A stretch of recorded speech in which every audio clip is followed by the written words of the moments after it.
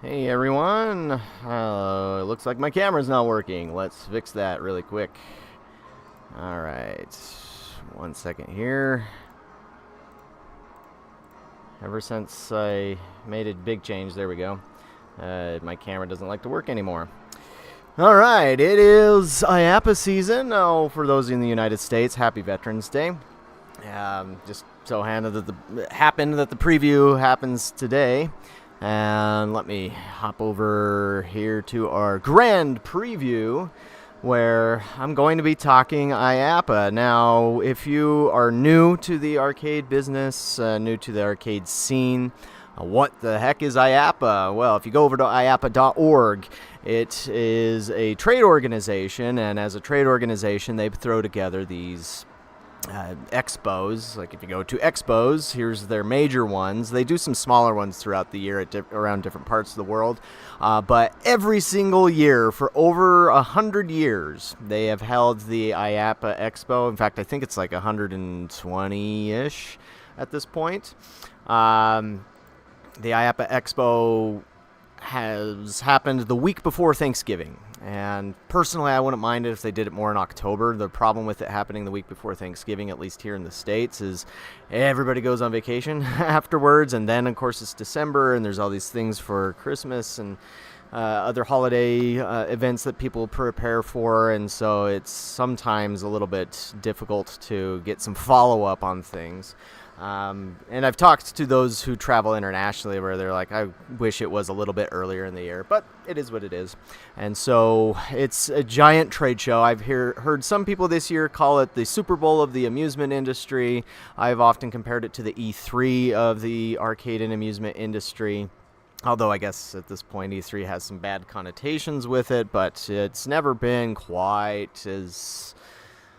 I don't know. I've never been to E3, so I don't really know what some of the issues are with that. But as a trade show, it's where we see a lot of new game announcements, and so that's what I'm going to cover here.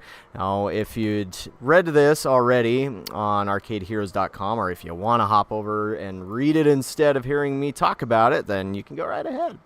But that's what I'm going to be using this off of. But I'll interact with you in the chat. Feel free to ask any questions that you have.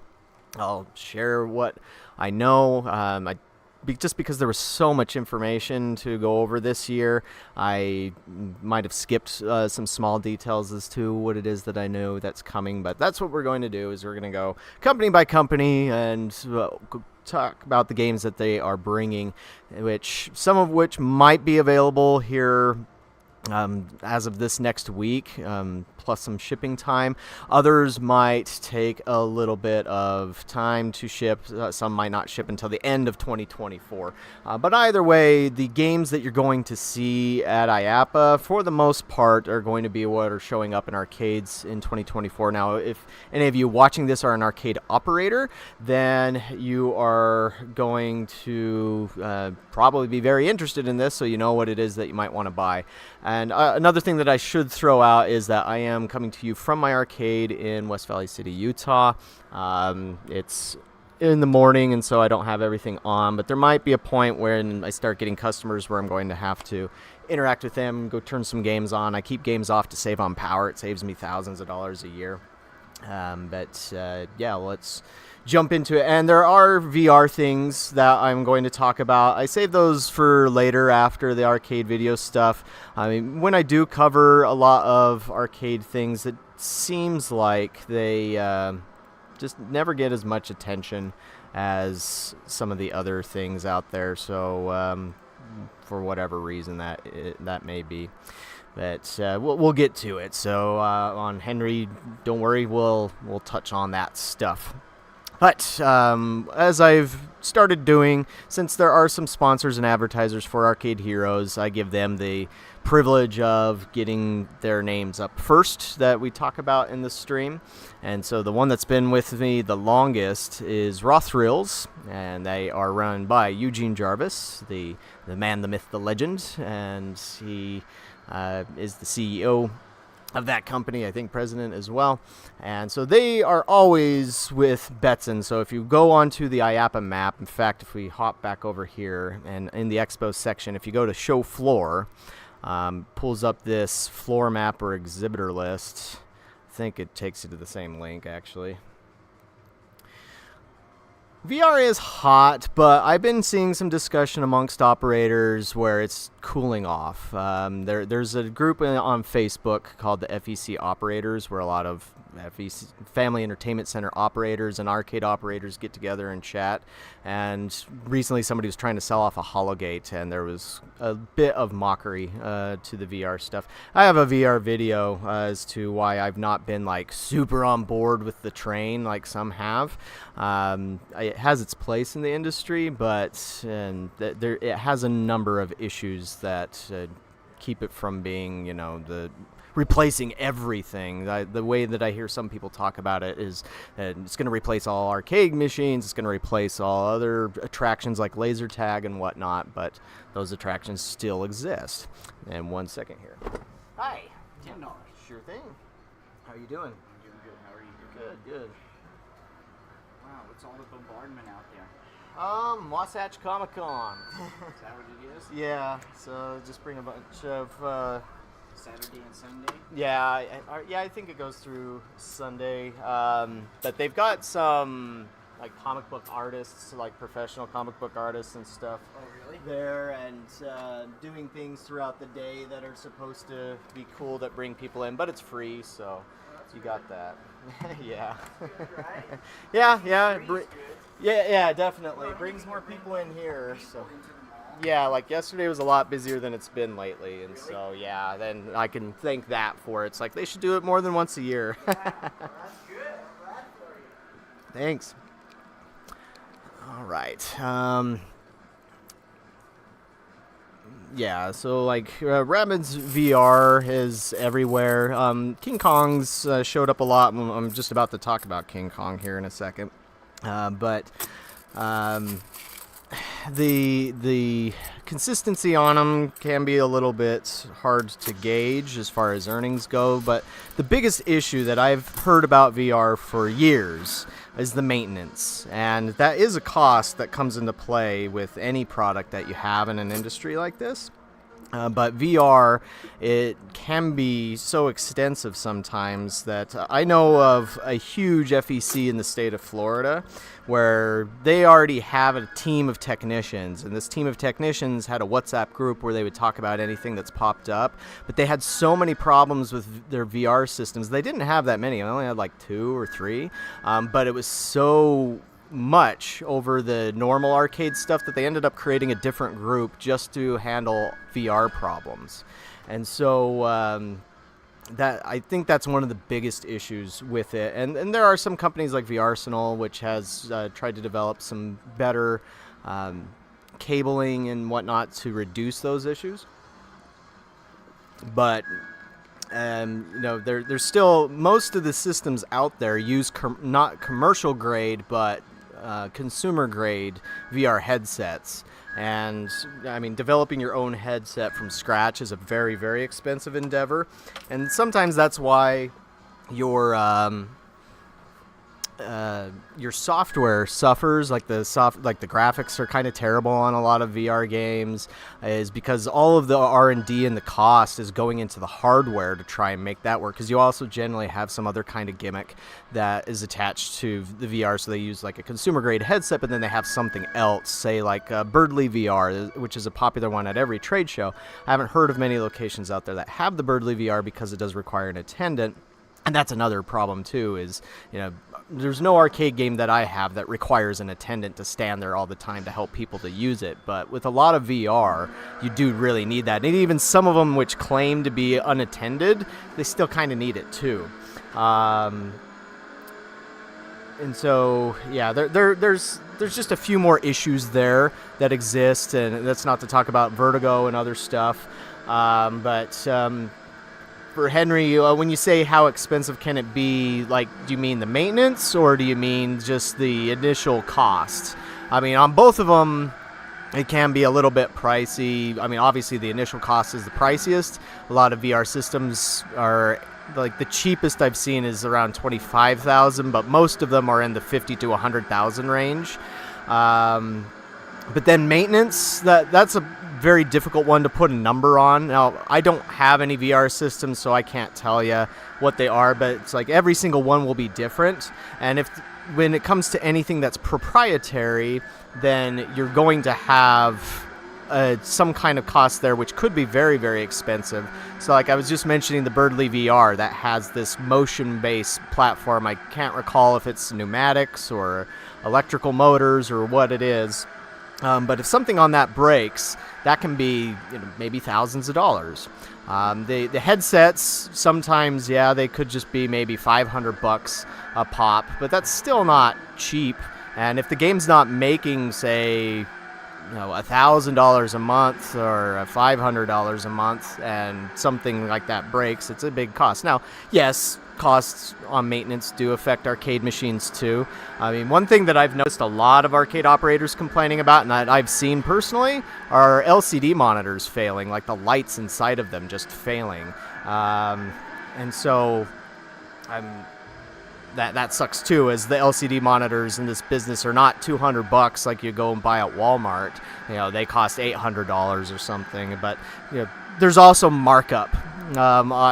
Again, I don't know what the costs of markup are on VR things, but I do know that there's always a markup, and in this business, the markups can be not like 50%, but 800% sometimes. So it really sucks. Now, Federico, there actually is Typhoon VR in a sense. That's Storm VR, at least from Triotech's perspective. But anyways, we can continue talking VR once we get closer. Well, actually, we might as well talk about it now. So back to Raw Thrills. So just yesterday, I ran an article detailing the next flagship title from Raw Thrills, and that would be Godzilla Kaiju Wars. And this is a VR experience. And so as you can see here, it has two, as the press release that I was sent says, Giga Screen displays. There's two 65-inch monitors. As I mentioned in the description, this is kind of like a blending of King Kong VR with Fast and Furious with Jurassic Park, because you have these two screens from the Fast and Furious, and then you have... yes, there was a slip on this one showing up a little bit earlier, but at least the image was not quite as nice as this one.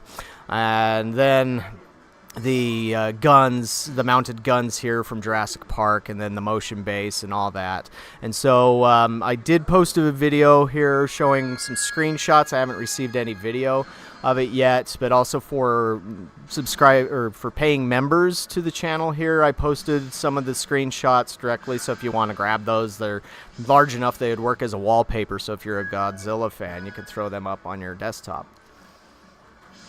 But this has 2 levels on it currently. They did state that there are more in development, and so just like King Kong, they will come out with those at some point down the pipe. I just don't know what if there will be a cost for those, or if they'll give them for free. I recall King Kong Chapter 3 came out for free. Yeah, I will. This is one of the first things that I'm going to go and check out. So I'm actually going to be at the show on Monday, and like Monday afternoon, and I will have a chance to get into the show because I'm doing some contract stuff for a distributor there, and so once I get a chance, if I'm able to, after I finish doing what I need to do for them on Monday, this is probably one of the first games I go over and check out. One thing that I did like about King Kong VR is it's one of the few VR experiences I've used that doesn't give me vertigo or a migraine. And so I'm one of those people that's part of the population where with VR headsets it tends to cause some fairly extreme vertigo. Now, after I had my eyes fixed with LASIK a few years ago, the vertigo did become reduced, but then I noticed I started getting migraines after I would use VR, and I'm not prone to migraines or headaches. But with King Kong, it was so smooth that I don't recall having that issue, so I'm hoping that's kind of the same thing. These use, I think they were called DPVR E4 headsets, but I was told that they would be modified on the cabling and such to make them a little bit more durable than the consumer grade version. But I do hope, I don't know of this, they haven't said anything to me, but I do hope that a non-VR version of this comes along, because I think if the gameplay is just like, say, Jurassic Park, which is still one of my top earning games, I would take that in a non-VR capacity, because I don't know what the price of this is, but it's probably above $40,000.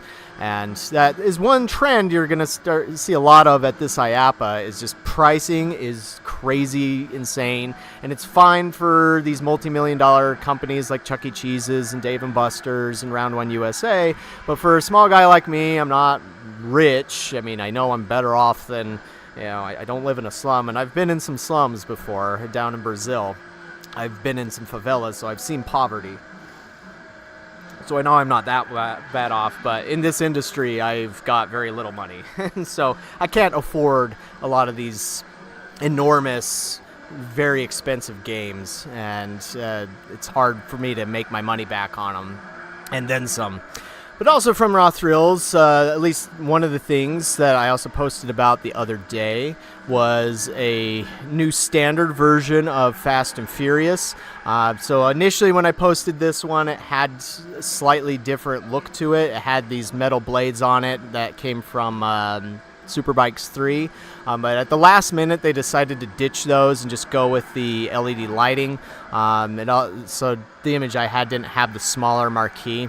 But these ones will cost quite a bit less. So right now, the Fast and Furious arcade that came out last year in the Motion Deluxe format, those are like $25,000 each, which that's one reason why I didn't get one. I can't afford two of those, which is $50,000, and you need two on a racer. And so these ones are around $13,000. So for two, then you're getting about the same. You're paying about the same as one. They were hoping to. Raw Thrills was hoping to get me a render of 4 of these cabinets together, but unfortunately I didn't get that. But yeah, this gets rid of the motion. The screens are smaller. Instead of 65 inches, it's 243 inch. This one will also be easier to move, because I read through the manual on the Super Deluxe one, and if you want to move that game, they say you need to remove the top monitor before you do that so you don't damage it. But this one, because it's more fixed into the cabinet, you don't have that issue. Although, yeah, I am surprised that they didn't grab one of those curved LCDs from a casino maker or a slot machine maker, since they have those, those giant curved LCDs all over Vegas. It's like, why not use one of those if you're going to do this super high screen? But maybe the cost on that would be too enormous. I don't know what that would charge you. But yeah, so no motion, smaller price, smaller screens, but same gameplay.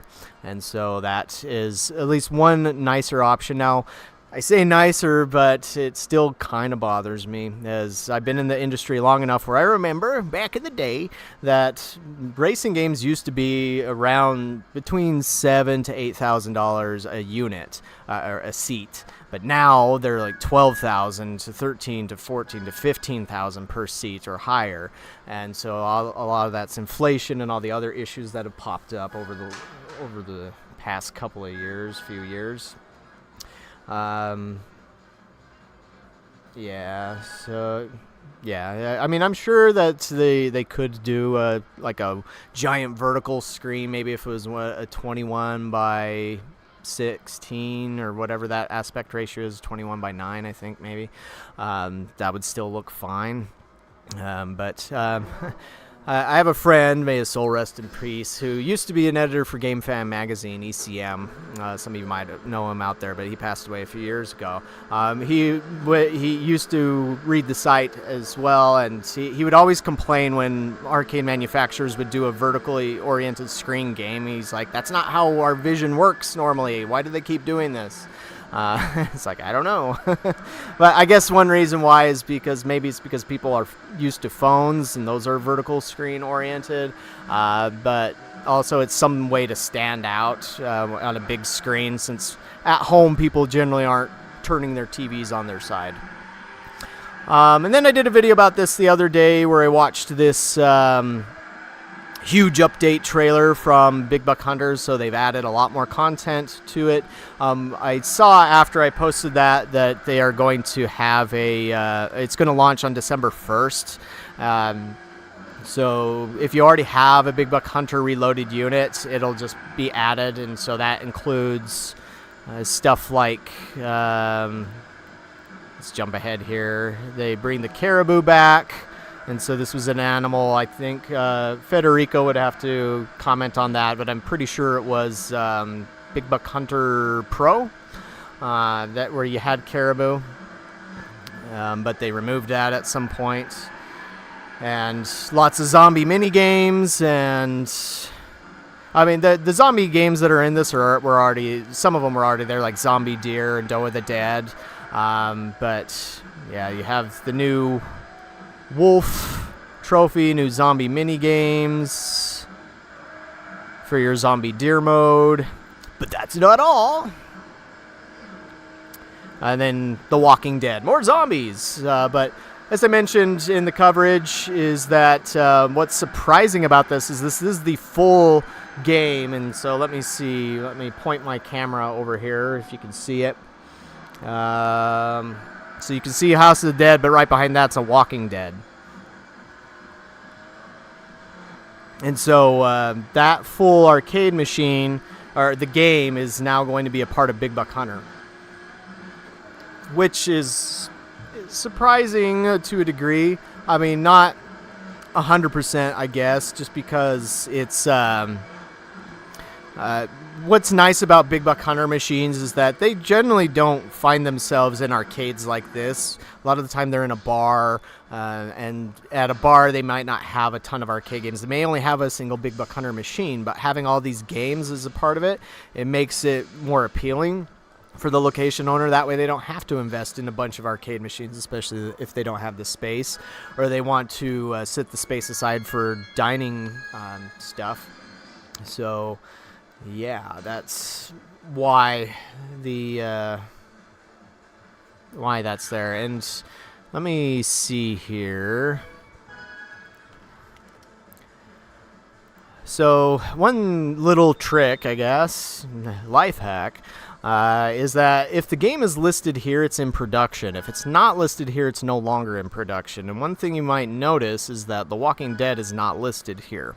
And so it's out of production. And so that's where, as far as sales might go, the only sales that would be happening would be used sales on The Walking Dead.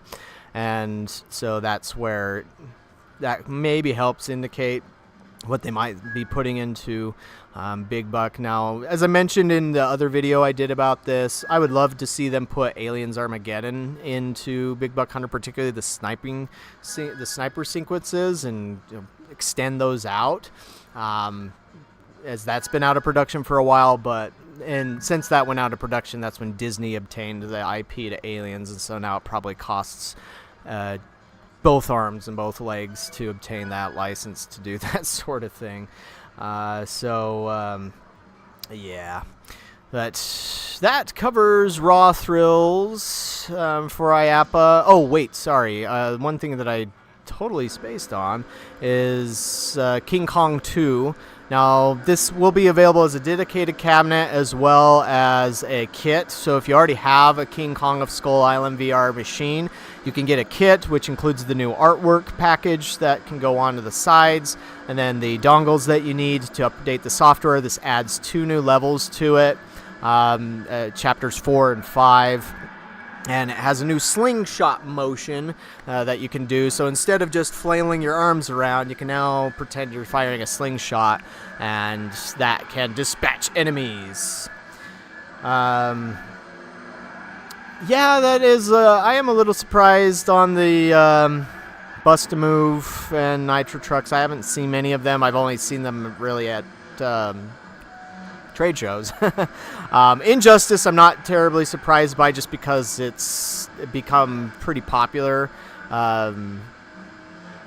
And so, yeah, I guess one thing I haven't heard of is if Minecraft is getting Series 3 or not. So maybe that could be a surprise. Don't know. But any questions about Raw Thrills before we move along? I mean, they always could have a surprise. They like to do surprises. A few years ago, when they unveiled Winter X Games Snowcross, one of them came to me and said, "I'm really surprised you hadn't heard of this game before that IAAPA," because he said it had been testing for 4 years. And it's like, well, nobody sent me any pictures, so yeah, I guess just slipped under my radar. Yeah, I mean, there is supposed to be an update for Minecraft, because it mentions the different levels, and those are supposed to be tied to new series cards. I haven't heard a thing about Series 3, although now that I think about it, I didn't really ask, because I've been looking more at the other games that they have coming down the pipe. Now, the next up is Touch Magics. This is a company based out of India, and you might have noticed they've been advertising on Arcade Heroes for a while now. And so here's their IAAPA preview. So they have this new Crazy Prize game. I'm not sure if this uses projection mapping. It might. I mean, that's how Touch Magics got started, was creating projection mapped experiences for museums. And eventually they decided, hey, we could adapt this technology for arcades. And so they have that with this Crazy Prize, which looks like a capsule vending sort of redemption game. They have Pop It, which is based upon those... in fact, I have one here. I don't know where this came from. At the arcade, you always pick up weird toys and stuff, but these little Pop-It things, which are like infinite bubble wrap things, bubble wrap that doesn't burst, non-bursty bubble wrap. It has that as a redemption game, where it works almost like a combination between a claw machine and a ball drop game. And then they actually have a claw machine, the Carnival Cups crane with the monitor on it. But they also will have their augmented reality or mixed reality projection mapped pool table there. And so I got Replay Magazine, which I forgot to bring with me. I should have brought that. But it showed a render of a new kind of pool table that I've never seen before, and apparently they will have that at the show. And so that will be I will be very interested to see that, because I think that's really, really cool use of the tech. And kind of going back to VR, I think the possibilities of projection mapping, or what we may call mixed reality, are really, really great and profound, and I would like to see more money thrown at that over VR, because one nice thing about mixed reality is you don't have to put anything on your body, and there always seems to be some kind of entry or barrier to entry when you're wearing technology, especially in a public use business like this. And I know VR's done things to try and get around that, like the face masks. Personally, I hate wearing those masks on my face there, because for one, I don't know if they actually really prevent, like, say you could get pink eye from wearing an improperly cleaned VR headset. I don't know that they really actually are guaranteed to prevent anything like that. But also, they just ruin the immersion for me, because you have this weird piece of cloth that oftentimes isn't fitting to your face very well, plus the pressure of the VR headset on, and so it just kind of ruins it. But if there was an ad, I don't know. I know YouTube's become much more aggressive on those things lately, so my apologies. I can't. If they are doing that, then I would be surprised. I wouldn't be surprised, because I've heard they've been doing things to get around ad blockers and stuff. Next up is Wallup. So they are a company that started advertising on the site here recently. They're based out of China, and they have their own booth at IAAPA, but a lot of their products will be spiced throughout the floor. And so like Sega will have some Wallup product, LAI will have some. The one game that you're seeing right here, Asphalt Moto Blitz DX, which is debuting at this show. Well, technically it debuted at a Chinese show a short time ago, but for the North American market, this will appear at IAAPA. And so this is a pseudo-sequel to Asphalt 9 Legends Arcade. Instead of driving a car, you're obviously driving a superbike. Now, will this put a dent into the dominance of superbikes 2 or 3? I mean, that's what's kind of funny to me is when I've seen some earnings reports, I've seen that superbikes 2 is still much more common than 3. Granted, 2 does have a lot of levels on it, but it still seems to do pretty well. But for everybody that's come along with a new motorcycle game, it just seems like nobody's been able to take the crown away from superbikes yet. So could Moto Blitz DX do it? I don't know. I mean, there have been a number of motorcycle racing games that have come along that have had better graphics than the Superbike series has, but that doesn't make them earn better necessarily. I mean, granted, I do appreciate having much better, hotter, sharper graphics. I think that when it comes to earnings, that's obviously your king there. But when it comes to graphics, I want arcades to always be pushing the best limits that they can without driving the price up way too much. But yeah, TJ says in the chat there that it earns amazingly on $1.50 to $2 cards, and so people just go crazy for it. I have some Nirins from Namco. Granted, I haven't had any Superbikes 1, 2, or 3 to compare how they do, but my Nirins, even though they're, oh gosh, is that almost 15 years old now? They still perform well I have one that doesn't work, but I have 4 of them, and so 3 of them work, but they still do all right. But I do need to spend some money on fixing them up a little bit. I need to replace the screens, and I need to get the PC fixed on one of them. But Wallup will have this here. LAI Games will have this there at their booth. So like if LAI's booth is packed and you want to play this game, go over to Wallup's booth. Maybe it won't have quite the line. I know when Asphalt 9 Legends Arcade came out, it was a little bit hard to get onto that one. But yeah, that's true. There is the pay to upgrade to your ultimate bike. I wonder if Moto Blitz will have that or not. I know Moto Blitz has some levels or modes, sorry. Like there's one mode, which I think is what they're showing here, where you can race against supercars, licensed supercars. But yeah, I guess that's the one problem is with games as they age, is getting the parts, and of course the cost of those parts keeps going up. So there's that to consider. But this is sold, as you can see, in a twin design, so they both share the same coin door and marquee. So I don't believe that these will be sold in individual units, but I'll ask and see if they would be. It's just, if you are an arcade operator, you usually don't want to buy one racer. You want to buy at least 2, because that's where they will earn better. And these can link 2 pairs together, so up to a total of 4. Going back to Raw Thrills for a quick second, on the Fast and Furious arcade, those can still link up to 8. I haven't heard of any location that's linked up to 8 of the deluxe ones. That would be crazy. Or I guess they were on the ad there. But I've seen plenty of locations that have 4 of those, and as we saw at IAAPA last year, that was a very impressive setup, seeing those 4 there. Won't be quite as impressive on the standard version. But if you want to read more about what Wallup's bringing to bear, I have an article about that on the Arcade Heroes main page. Of course, at this point, you have to scroll down or go to page 2, I guess. They'll have one there called Thunderbolt Shot, which looks interesting. It's kind of the battle. Yeah, it's the one that's there. Let's see. Oh yeah, they'll have this prize popper, which is a reskin of that Shoot This, Win This that Sega released a few years back. Here's Thunderbolt Shot, which is like a head-to-head ball shooting kind of game. But I haven't seen good video of this one, so I'll be curious to play it, give it a spin.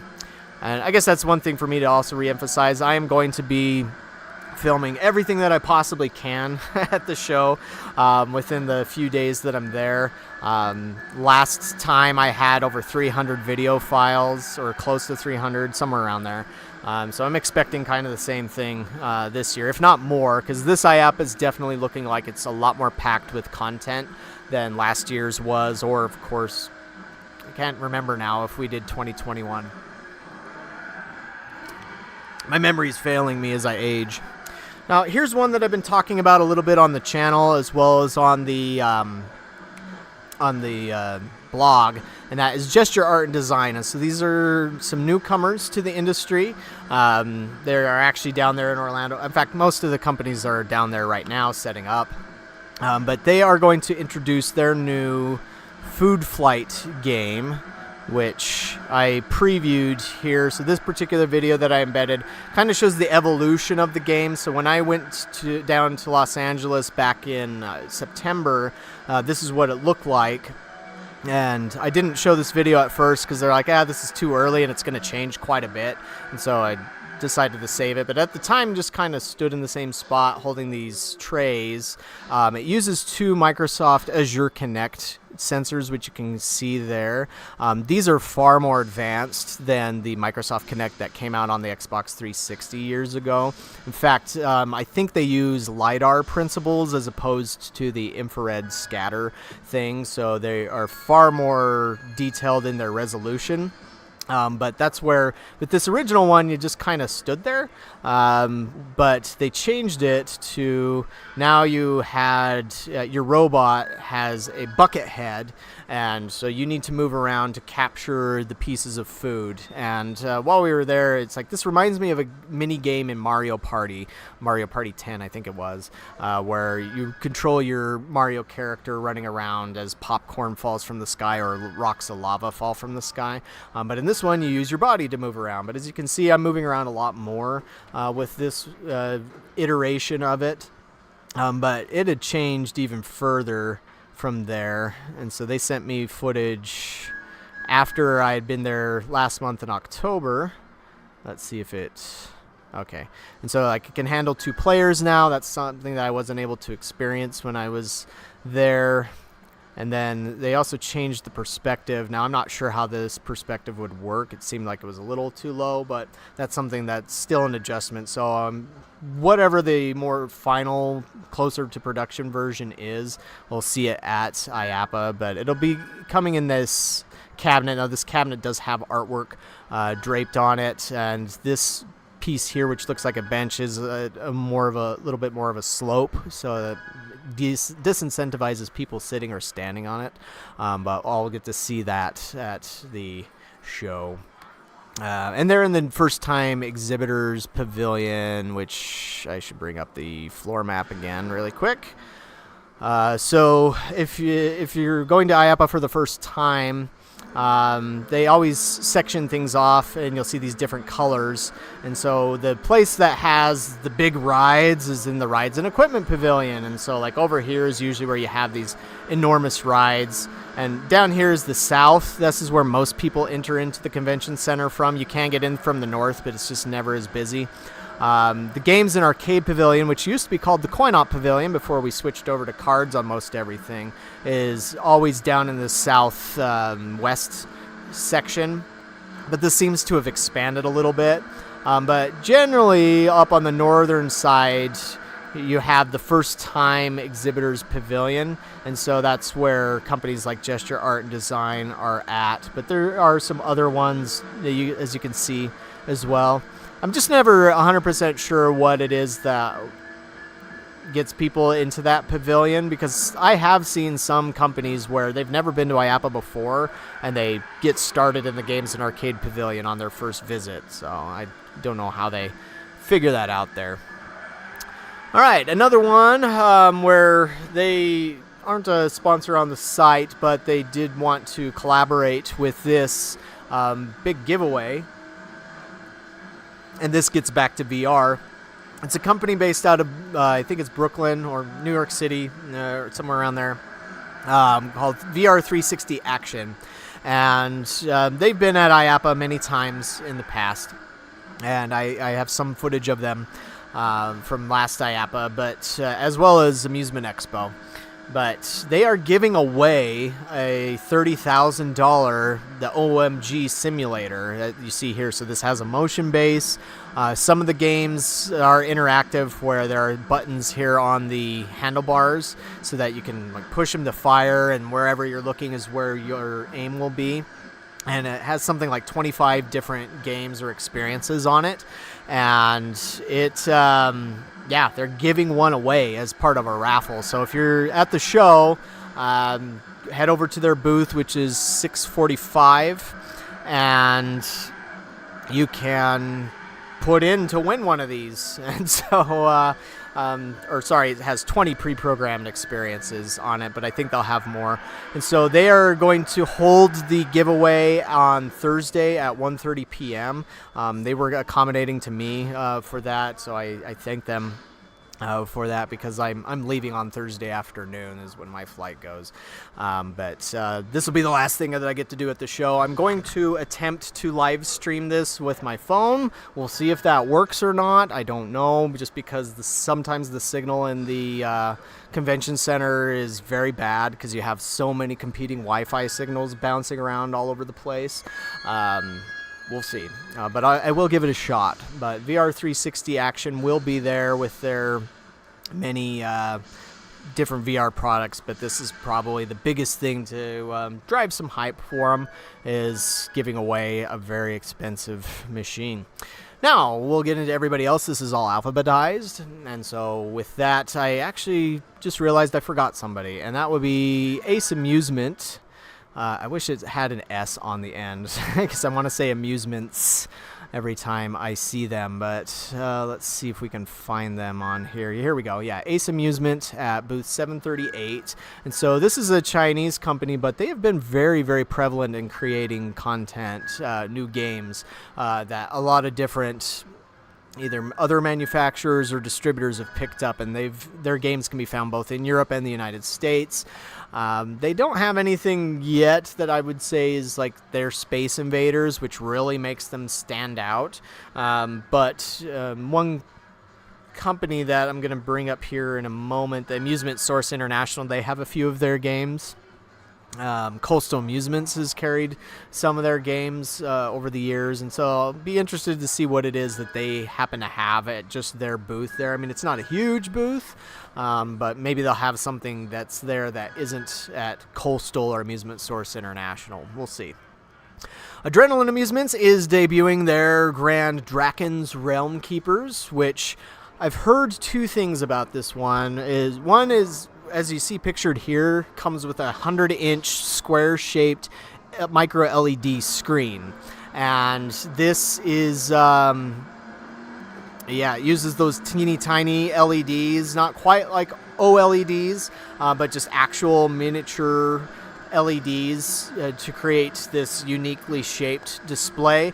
But I've heard of Betson testing this, and they've been testing it with an 85-inch LED TV, just I guess to compare to see if the TV screen earns just as well or better than this square-shaped screen. Just one thing that kind of makes me cringe a little bit on this, and I hope they fix this, is that from what I've heard, there are no leaderboards on this. There's a scoring system, but no leaderboards. So I really, really, really hope, if anybody from Adrenaline out there is listening, that you add leaderboards to it, because there's no point in having scores on a game, and it almost makes the game a little bit pointless if there's no way for you to see your score afterwards or compete against other scores that are on there. But this game has come a long way. We had a reader send us video of a very early version of this game, which originally was a dragon riding game where you controlled where your dragon was going. It was a little bit more like Blazing Angels arcade, but I guess that just didn't work, and so they changed it into this on-rails shooter game with a motion base. But this is a game that is not cheap. From what I hear, it's somewhere in the $34,000 to $36,000 range, which of course is thanks to the motion base. And that's just Yeah, the motion does earn better, at least from what I hear. But sometimes the initial cost to entry makes me go like, no thanks. Unless, of course, the earnings afterwards are consistently strong enough to say, hey, this game will pay itself off in a relatively quick time, under 2 years. They'll also have NFS Heat Takedown, which we've seen played previously. They may have a surprise of something else. These guys are big on Videmption games, and so I would not be surprised to see a new Videmption game pop up there that we haven't heard of yet. Haven't seen anything in the chat in a while. Are we still live? I assume so. But if there's any other questions or things you want me to focus on, let me know. Be more than happy to do that. American Pinball is there, but they are in a very small booth. It's 109A, and that's way down here. American Pinball, and so given the size of this booth, I wouldn't be surprised if they only have Galactic Tank Force there. Although last time at Amusement Expo they had a tiny booth, and they were able to cram a ton of games in there, and so I was surprised with what they did there. But they'll be next to Guinness World Records and LBX Collective. Thanks, Monopoly. Just being sure, just when I don't see action for a while, it's like, I hope I'm not just talking to myself.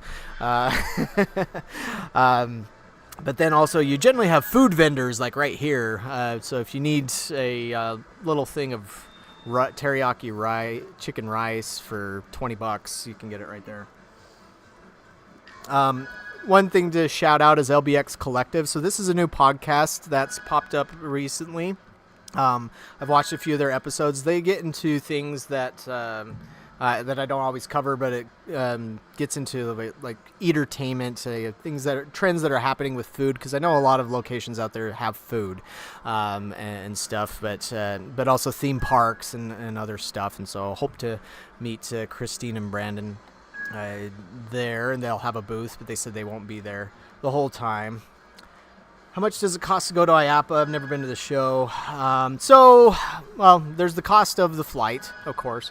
But getting in, it just depends, I think, on which badge. So, like, if you're an IAAPA member, then it's a lower cost. But if you're a non-member, then I want to say it's somewhere in the range of $300. But yes, there are people who give out free badges. In fact, I've seen LAI Games has been doing a giveaway. They generally do one for every single show.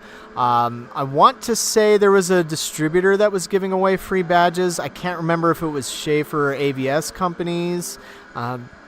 But yeah, if you look around, if you follow different accounts from exhibitors that are there, there might be some giveaways where they'll give you a free badge.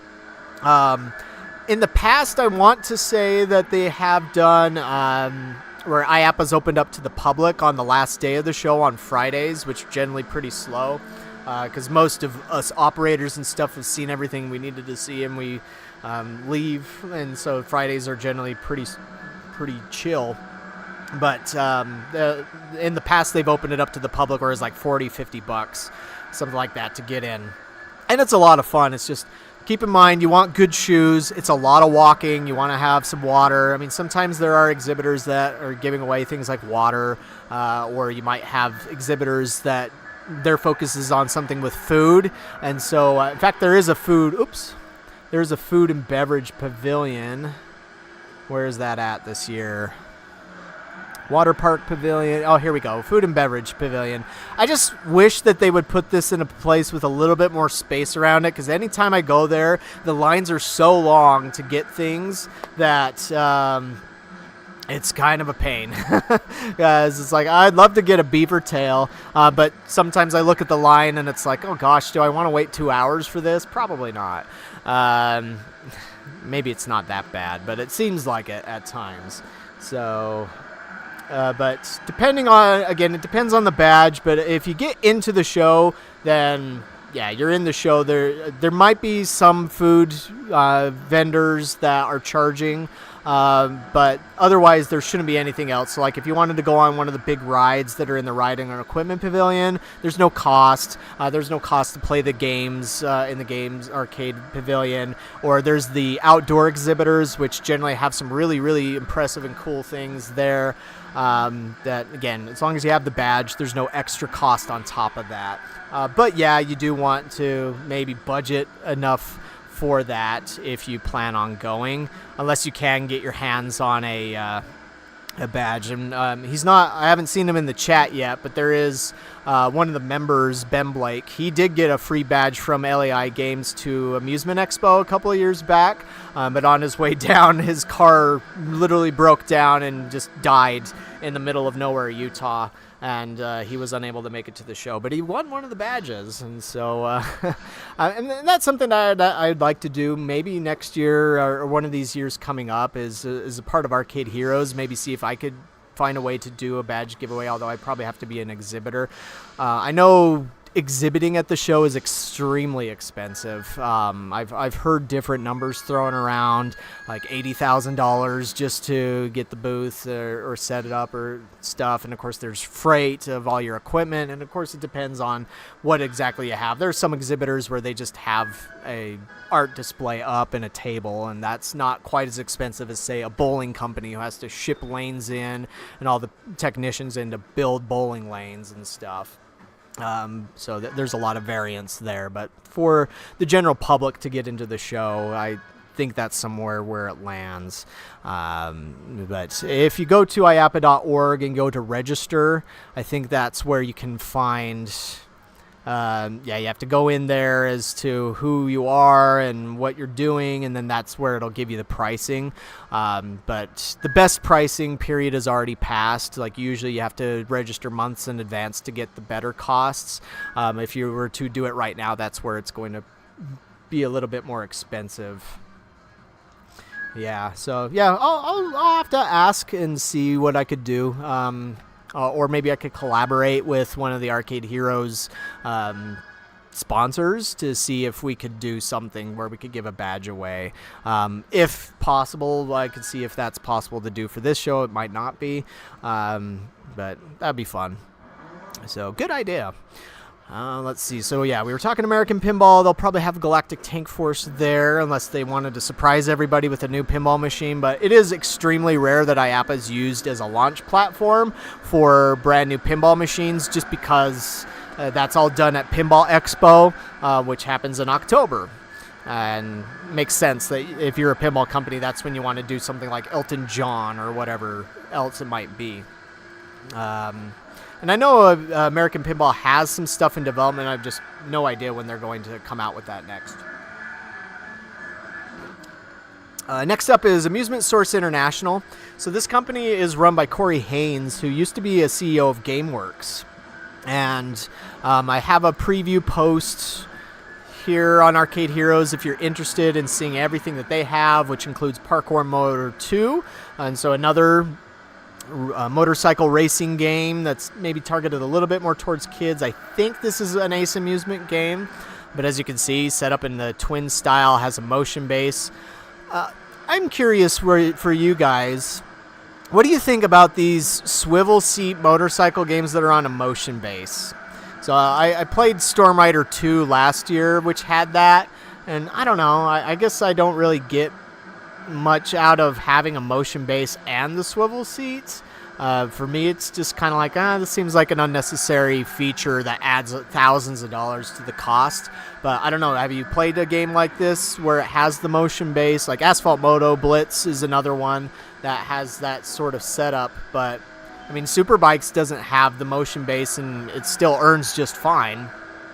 So yeah, I'd be curious to know if you see that doing any better. But here's an example. It doesn't look like the base is moving. I haven't gotten too far, Federico, so we're on Amusement Source International right now. But this is Parkour Motor 2. That will be there at the show, and that's actually Corey Haynes himself. They'll have Go, Hero of Robots, an augmented reality game for kids where you stand in front of it and it on the screen, your person, you can see yourself, and then you become covered in battle armor, and then you play a fighting battle game of some kind. And this also vends cards, almost like a photo booth. Nido Racer will be there. which is basically a clone of Hot Wheels King of the Road that Adrenaline released a few years ago, back in 2020 actually. Skyriders, the deluxe model is going to be at the show. At Amusement Expo, they had the standard version, this one here that I played that I looked kind of big on.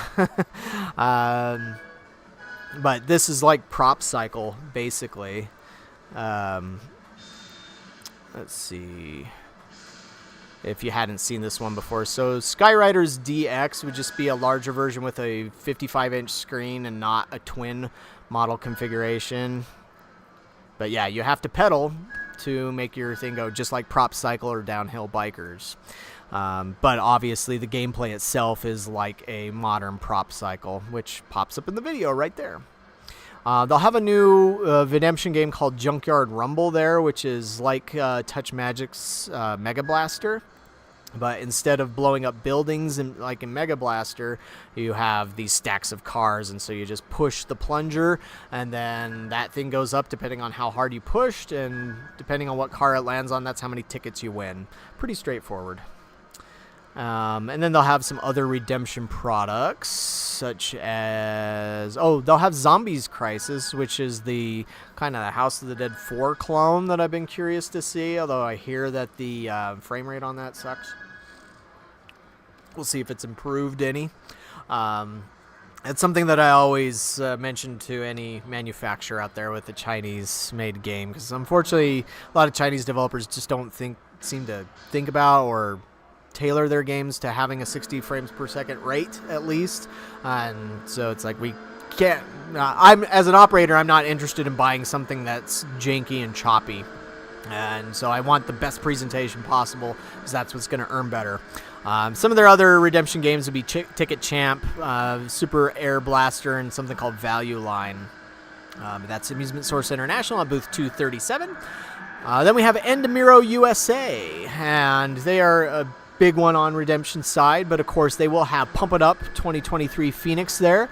They'll also be holding a special Pump It Up event, and so I do assume that some of the people that I've known before, such as Phil, who are in the Pump It Up community, will be there to kind of show it off and show operators, hey, here's how Pump It Up works. It's rare, though, that you see operators playing dance machines. Although I'm just... Sorry, I'm thinking ahead a little bit. I think I might have forgot to put Step Revolution on here. I'll check when I get down there. But yeah, Pump It Up Phoenix. This will be the first time that I get the chance to see it. They will also debut Bobblehead Baseball Versus, which this can work as a non-redemption game. It's mainly sold as a redemption game, but it's interesting to me that it has the the non-redemption version, just because we haven't had a baseball video game in this industry since like the early 2000s, like on the Naomi platform, I think is the last time you could find one. Yes, there was Sega Card Gen MLB, which was a card game, but they ended up not releasing that in the States, only in Japan. So I guess that doesn't really count, but at least for the American market, I should say, it's been a very long time since we've had just a baseball video game. I guess too bad they don't have the little kind of spring-loaded baseball bat for when you're batting. Instead, it's just a button. Endemiro sounds super excited that they're releasing their first crane machine called Crazy Toy. As some of you know, I'm not into crane machines. I kind of don't care. I mean, they do great. I have a couple here. They're not mine, but I do own one that's super old that I need to sell off. But I wouldn't mind replacing it with something new. Could it be Crazy Toy? Maybe. Could it be Capto Crane? Maybe. Crane machines are crane machines.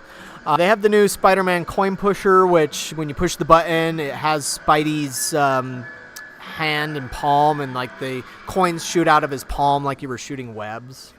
Hi, Connor. Welcome to the stream.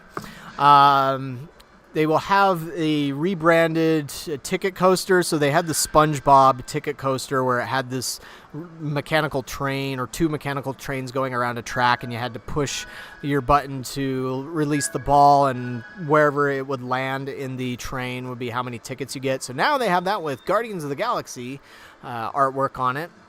They'll have the VR bubble coaster, the toe basketball machine and the Superstar 2 merchandiser. 1 second here. 10 more? 10 more.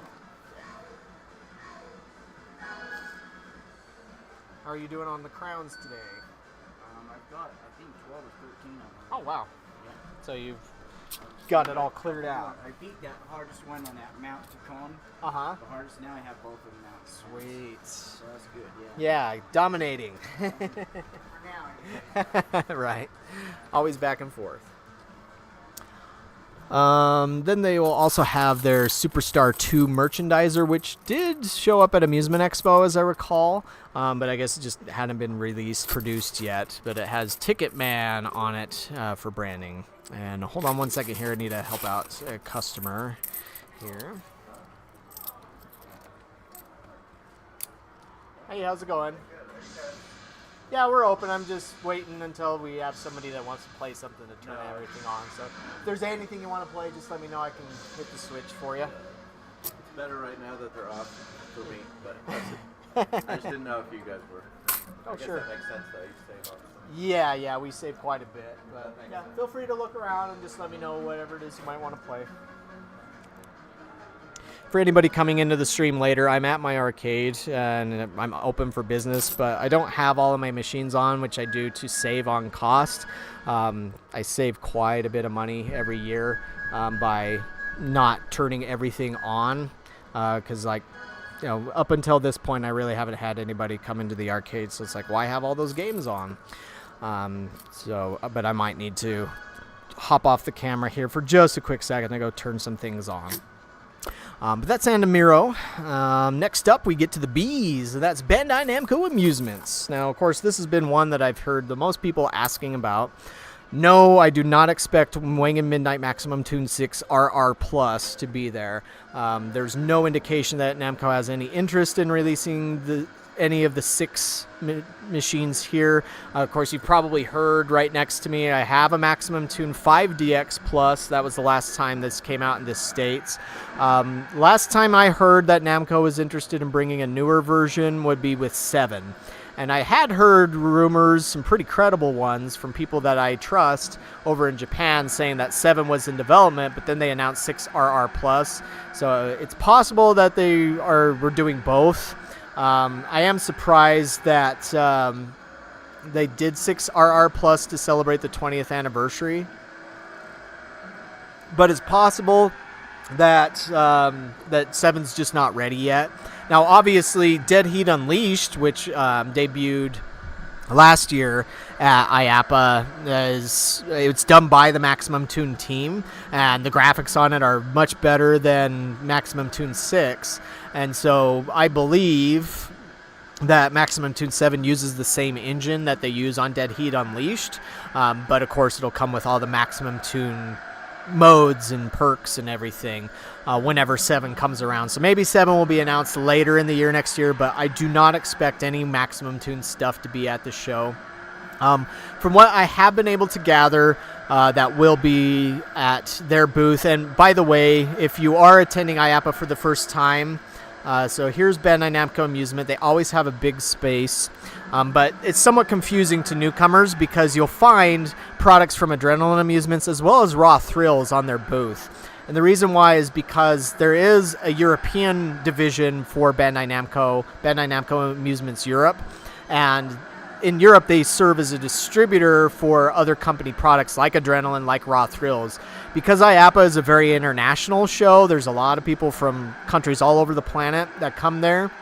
That's why they have products that they represent in Europe for their European customers. I also think that, but somebody can correct me if I'm wrong, that they also sell into the Middle East, which has become a pretty big market as well in recent years. So that's why you have this weird mixture of products that are not Namco made at their booth.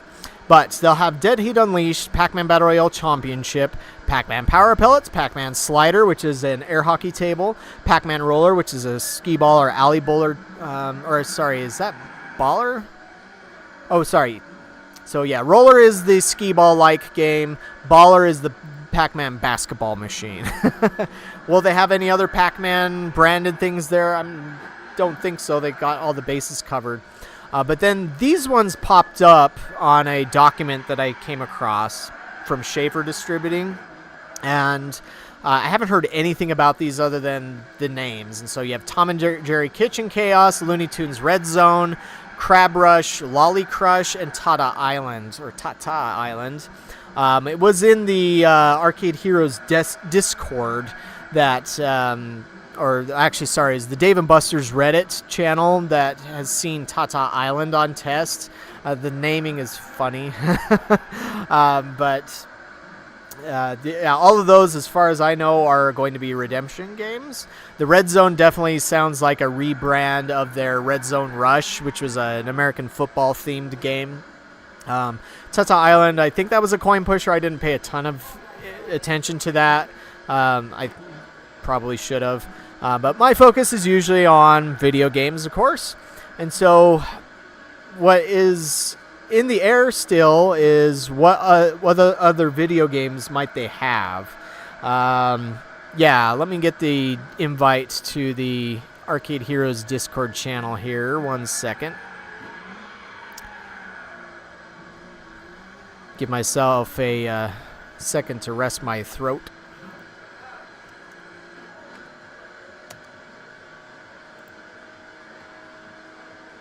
There you go.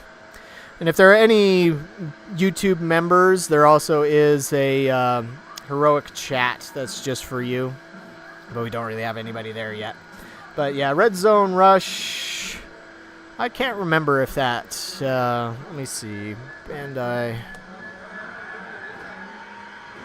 Let's pop over to their website really quick. So all these games and more will be at their booth.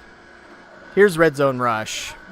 So this has like these American footballs rotating around on a platform, and you push the button and then the football player moves forward and it tries to push the ball off down below. So it's like a coin pusher, but I assume Looney Tunes Red Zone will just be the same kind of thing, maybe not with footballs inside, but something else, and Looney Tunes characters.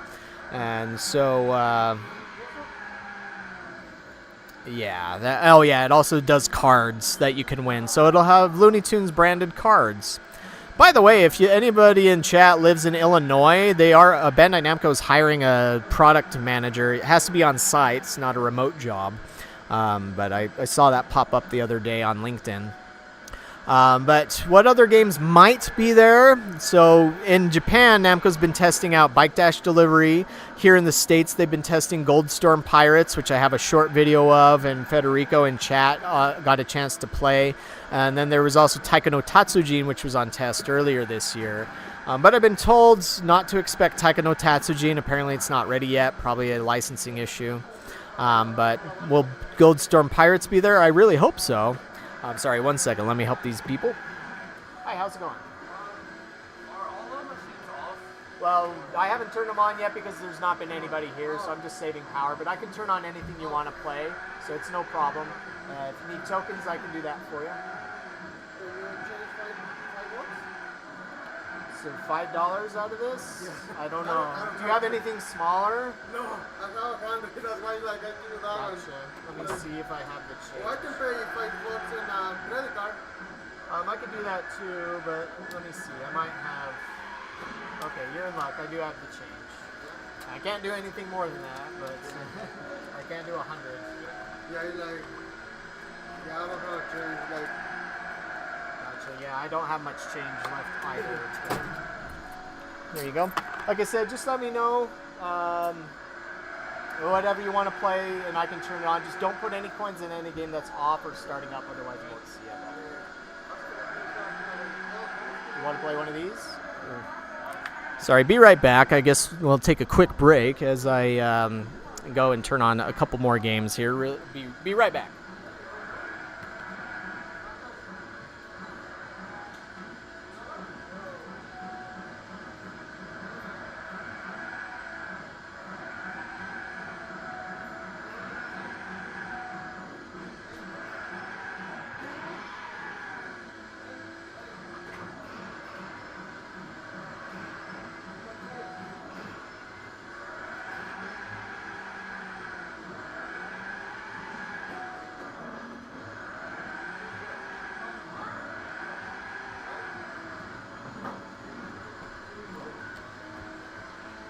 Okay. So yeah, don't know if those 3 will be there, but hopefully so. I think Goldstorm Pirates would be there just because it's been on test in the States for a little while.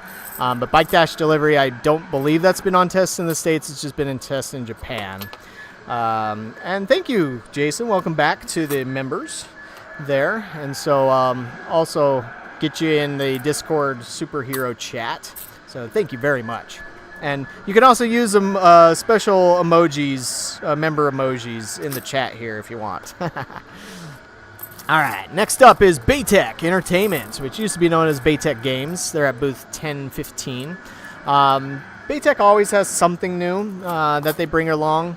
And from the sounds of it, I mean, they just recently released Toilet Bowl Toss, where you're throwing in brown balls, poop, into the toilet, and the toilet bowl closes and gets harder. They have a Hot Shot Free Throw Fury, I think it's called, basketball machine. They also have a new one called Tundra Toss, which I don't think I've seen on their website yet. Let's see, Baytech.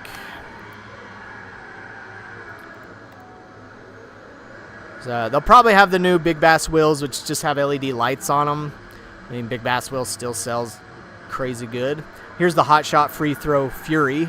Try to say that 10 times fast.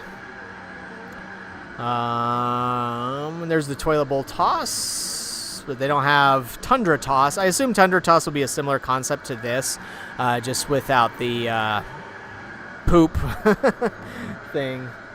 But yeah, I mean, I guess just historically speaking, Baytech has always had something at IAAPA that they end up never releasing. I remember several years ago there was this shark game where you moved this giant wheel around the screen to move the teeth, and they never released that. They had the Battleship game at an Amusement Expo that they never released.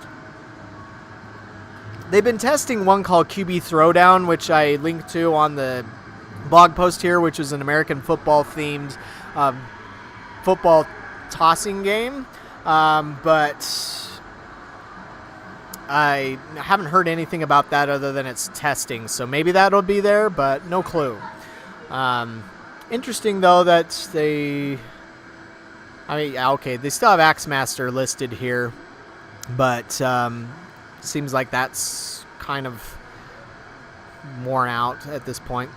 Chicago Gaming Company. So this is an interesting company where where they're based out of, but they've often made some things for homes like Arcade Legends 3. They on their website right now they show a class of 1981 Miss Pac-Man Galaga combo machine. But Play Mechanics, as announced earlier this year, is working with them to release their very first pinball machine. That's Pulp Fiction. But Chicago Gaming has also been focused on doing some remakes as well. Sorry, one second. Hi.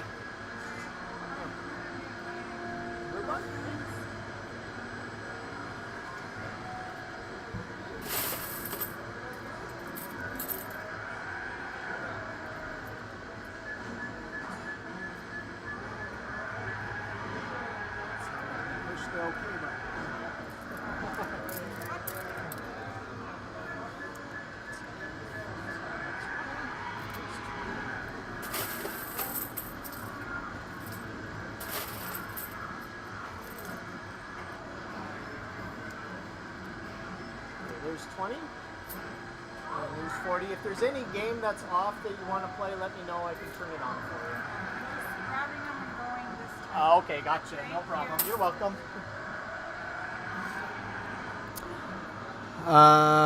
Let's see. On wallpapers, you can check on the members. I do posts on the YouTube members thing, but also show you where to go on the Discord, where I can share some photos. I'll have to ask Raw Thrills for more high-resolution photos to use for wallpapers and such. But yeah, Pulp Fiction. That I haven't heard when this is shipping yet. I assume it's here soon or at the show. I didn't get a chance to play this at Amusement Expo because it was always getting played and they only had like 2 of them. So hopefully they have more of them this time, but they'll also have a Cactus Canyon, which from what I hear has been doing very well on the market. Like, it's one of the top earning pinball machines out there. It's like right there with Godzilla. And I like Cactus Canyon. I thought it was a lot of fun when I played at the Pinball Hall of Fame a few years ago.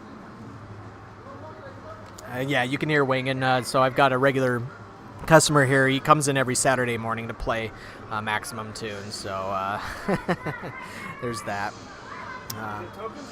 Tokens, they're the same cost as quarters, though. Quarters?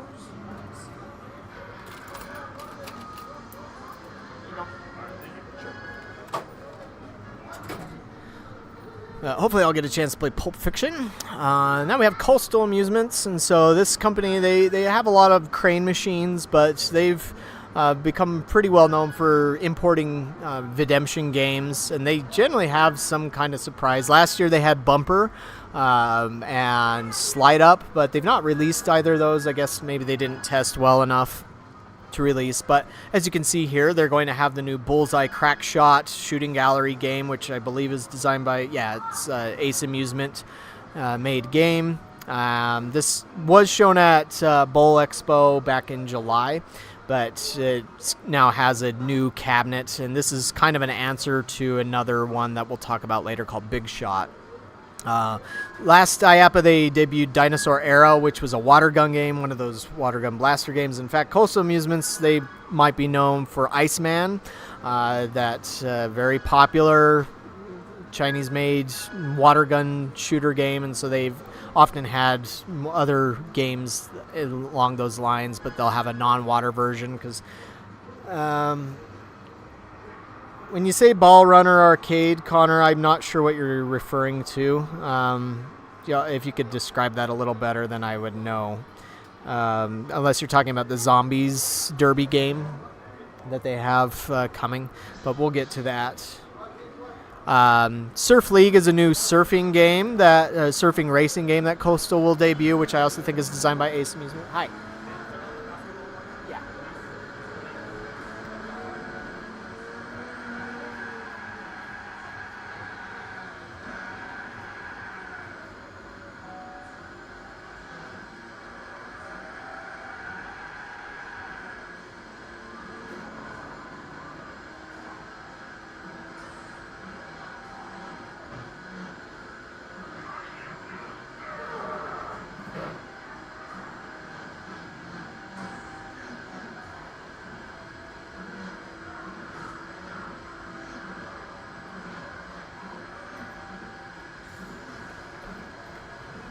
Turn on a few more extra games than what they asked for so that I don't have to keep running back and forth.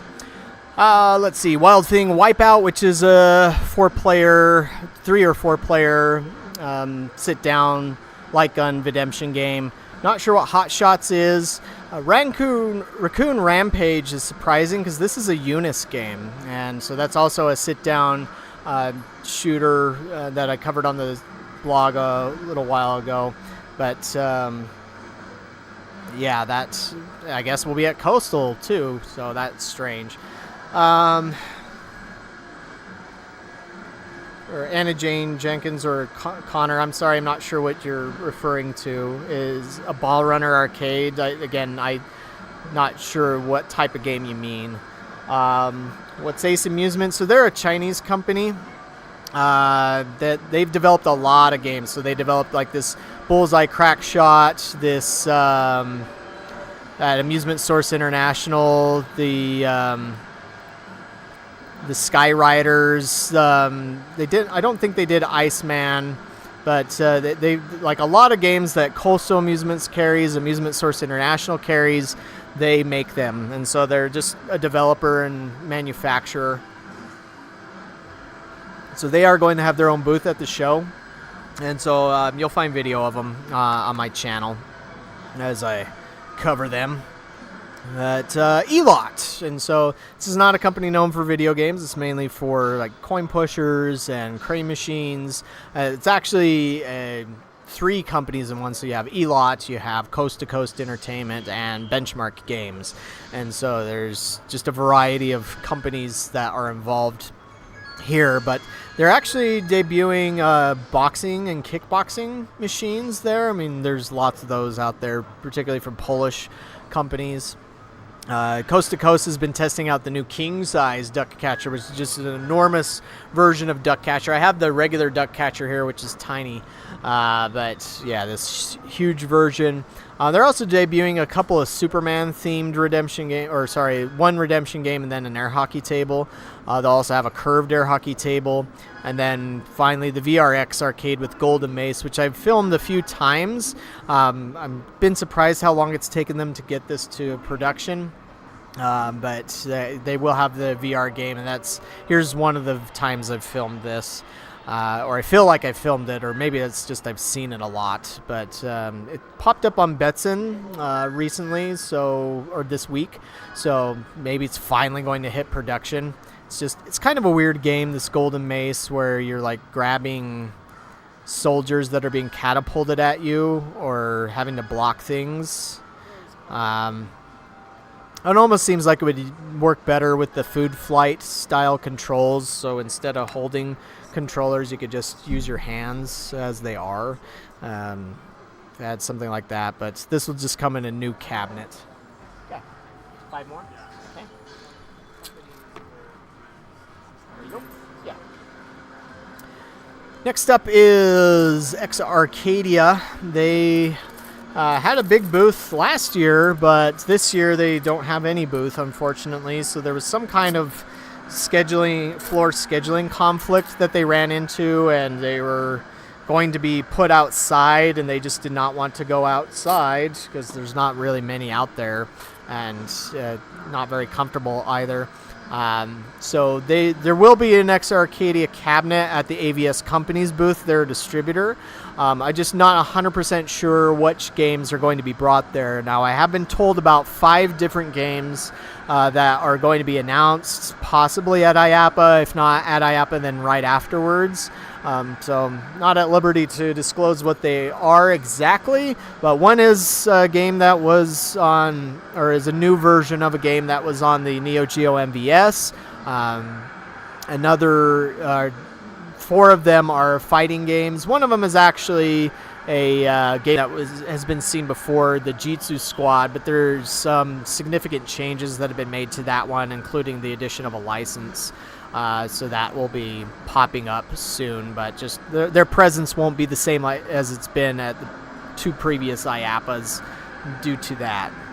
ICE, also been surprised that from what I've heard that they're bringing, it sounds like a repeat of last year's show. I haven't heard anything about any brand new games. For some reason, they're just really promoting their World Football Pro Soccer Redemption game, which debuted last year. But now it has, like, you can bank 3 of them together with some art in the back. So it's kind of like, okay. But I'll have to ask them again about the Atari Asteroids they tested. They probably don't want to hear from me on that. But, maybe there'll be a surprise there. I don't know. I haven't heard anything. IGPM Calcomat. Calcomat's a Polish company best known for creating boxing machines that you've probably seen out there. So they have a new one, I guess. Just for the most part, boxing machines are kind of like crane machines. It's just the only thing that really changes about them most of the time is the art on them. Otherwise, the game's the same thing. Jersey Jack. I've not heard what they'll bring to the show, but obviously it'll be Elton John. I would also assume that this is where you'll see The Godfather, Guns N' Roses, Toy Story 4, whatever else is off their production line. But this will be the first chance that I'll get to play Elton John. Be interesting if Steve Ritchie is there. I've never met Steve before. But yeah, get a chance to play Elton John. Am I interested in Elton John for my location? Well, I guess I'm not interested in any pinball machine, whatever the theme is, that's over $10,000, just because I've gone over this so many times before that pinball just, at my location, it doesn't make very good money. And so it's becoming harder and harder to justify these higher costs for me because I don't see the ROI on there. And so, yeah, but I'll love to give any of the games a try and see how they play. I mean, there have been times where I've played a pinball machine that I wasn't interested in prior, but when I play it, then it's like, wow, this is really good. I know my customers would love this. So that's how I got my Star Trek. Let's see. Jet Games, or Genesis Entertainment Technologies is what that stands for. They will have Big Shot, Cannonball Drop, and Quick Toss. So Big Shot is one that they've been heavily promoting. Let's see. In fact, Big Shot kind of looks like this right here. But again, they've had this out before Bullseye Crackshot, so Bullseye is kind of taking a page from Jet. I don't know if they're using the same manufacturer or not. Okay, Jason, I'll let you know about that. I might be interested in selling my Terminator 3 here soon. But it uses like an 85-inch screen on the Big Shot. I guess I should have used a photo of it here. But yeah, so that's available now. I don't know how much it costs, but it works as a redemption game or just an amusement-only light gun shooting gallery game. Cannonball Drop is a redemption game with a pirate theme, and it uses like this big old school ship cannon as the controller. Don't know if they'll have any other surprises, but you know, sometimes Jet has been coming up with some unannounced games. LAI Games, and so I have a full preview for them here on Arcade Heroes. And so they initially teased out that they were bringing 4 games, and then with some digging we figured out what some of them were, or at least this Cosmic Spire tower / coin / marble pusher game. It's is based on a one out there called Demon's Tower, but they're calling theirs Cosmic Spire. Dragon's Bane is also a coin pusher, but it has a video game element to it, and so it's a little bit more interactive than your typical coin pusher. Then, of course, as previously mentioned, they will have Asphalt Moto Blitz DX on hand. And I also would assume Asphalt 9 Legends Arcade, probably the VR version. Glad I have a drink this time. One new debut, which this is also designed by Ace Amusement. So you were asking, never heard of Ace Amusement before. So here's another game that they've developed. I mean, this is how prevalent they're becoming, is they're developing so much stuff that other manufacturers are picking them up. But Airstrike is a aerial combat game. Looks like it's more on rails, but it also has a swivel seat, so the seat does move side to side as you do. It doesn't move up and down or anything, but just a pendulum swinging seat, kind of like some old Sega games. I think Afterburner Climax had a model that was like that. Or maybe I'm thinking the original Afterburner Deluxe had a swivel model. But I'm very interested to see this. The only thing that I'm unsure about is LAI did post a teaser video of this to YouTube, and the frame rate was not good. So hopefully that's fixed for the final. But here's Asphalt 9 Legends Arcade. And so it looks fantastic, just like Asphalt 9, or sorry, Asphalt Moto is what this one is. But it looks like Asphalt 9 does, just really high quality graphics, very fast. No complaints about the frame rate there, so Airstrike needs to follow that same line. But there's also a big thing on Asphalt Moto with all these custom options. I just don't know if they'll have like the online login stuff there. But yeah, I'll try and get a few different videos of this one for you guys to enjoy. Let's see, Playmind. So I've seen these guys before, covered them. They have a giant ball toss game. Connor, I don't know if this is what you're thinking of. So I wouldn't call this a ball runner, but I would call it a ball toss game. At least on my end, the video was 60 frames per second. It might be the stream that makes it look a lot slower. But at least on mine, or if you find that video on YouTube, go to LAI's channel. It looked like it was in 60 to me. At least Asphalt 9, I'm pretty sure that was 60 frames a second, not 30. Playmind, yeah, they have a massive multiplayer ball toss game, so it can handle like 4 players at a time. They've had a larger version before, which handled 6, but it has a micro LED display there. It has multiple games on it.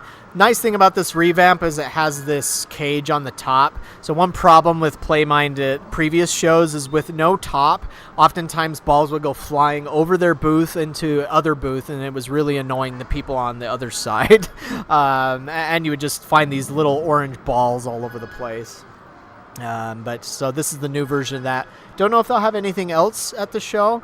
I've said one of their ball toss games was such high quality. It's like they could turn this into a light gun game and release that as a standalone light gun game, which I think would be a good idea on their part, but no clue if they want to do that. Really big crane company. They do crane machines mainly, but they have had this Zombie Jam video basketball game, which has been influential and has influenced many other companies out there. Which kind of uses, well, then again, I should say Zombie Jam was influenced by Connect 4 hoops, but it just brought it in a much smaller, more affordable package. And so, yeah, I've seen plenty of those around.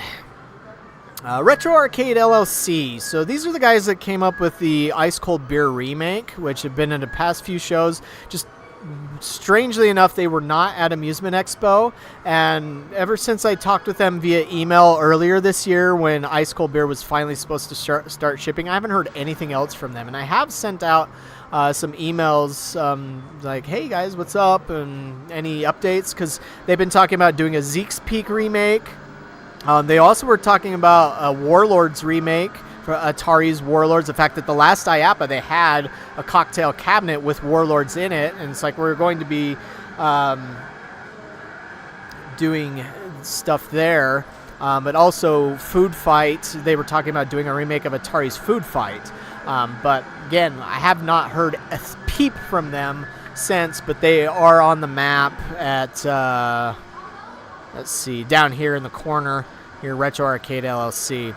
So look forward to seeing what they can do there. On the Verdant Orange, I'm not sure. Maybe re-angling that would help. I assume you're talking about the play box. Actually, from this image, it does look like it's slightly at an angle than it was before. Before it was just straight flat. And of course, the balls would just boom and sometimes bounce right back at you. S&B Toy Company, they mainly are into crane machines, but in Replay Magazine, it said that they are bringing a new Chinese-made racing game called Happy Racing to the show. So I was very surprised to see that. I've never heard of it, so I have no idea which developer makes it. I don't think it's an Ace Amusements game. It could be something else. There's a lot of Chinese companies. In fact, that's one thing I did not put onto the preview here. So if you go to the exhibitor list and go to G, I'm not sure if there's like a Chinese law that states this, but there's a bunch of these Guangdong and Guangzhou companies. They're all Chinese companies that are on there. Some of them I know don't have anything to do with like video arcade games. Some of them are like ride producers or kiddie rides and stuff. But like Movie Power, I'm pretty sure they're a VR game producer, or maybe it's just VR content, not VR machines. I'm not sure on that one. But as you can see, there's quite a few of them there. And so maybe one of them makes a game like the Happy Racing. I don't know. But then we get to Sega, or I should have had the soundbite ready. Sega. And so I have a detailed preview of them on the site, which you might have read already. And of course, one of the big games that they are going to unveil. Sorry, I'm starting to lose my voice already. I guess this is good practice for the show. Last year I lost my voice, and it was by Thursday it was really annoying. I could barely talk. But I got a sinus infection, I learned, and so that's why. But Apex Rebels is the new racing game that's from 3 Mind Wave, who developed VR Agent, as well as ATV Slam and Jumanji. 3 Mind Wave is based out of Hong Kong, and they actually have some ex-Sega employees working for them, including Ogashi, who has been the producer of many of Sega's games, including the Transformers, the Let's Go Jungle, and Let's Go Island games. He recently did Mission Impossible, but from my understanding, he currently works for 3 Mind Wave. But Apex Rebels will be their new racing game, which kind of looks like an answer to Fast and Furious and NFS Heat Takedown. Haven't seen any gameplay footage of this one yet. I really don't want to lose my voice. Like I said last year, by the time Thursday rolled around, I had lost my voice so badly it hurt to talk. I almost think my throat was bleeding.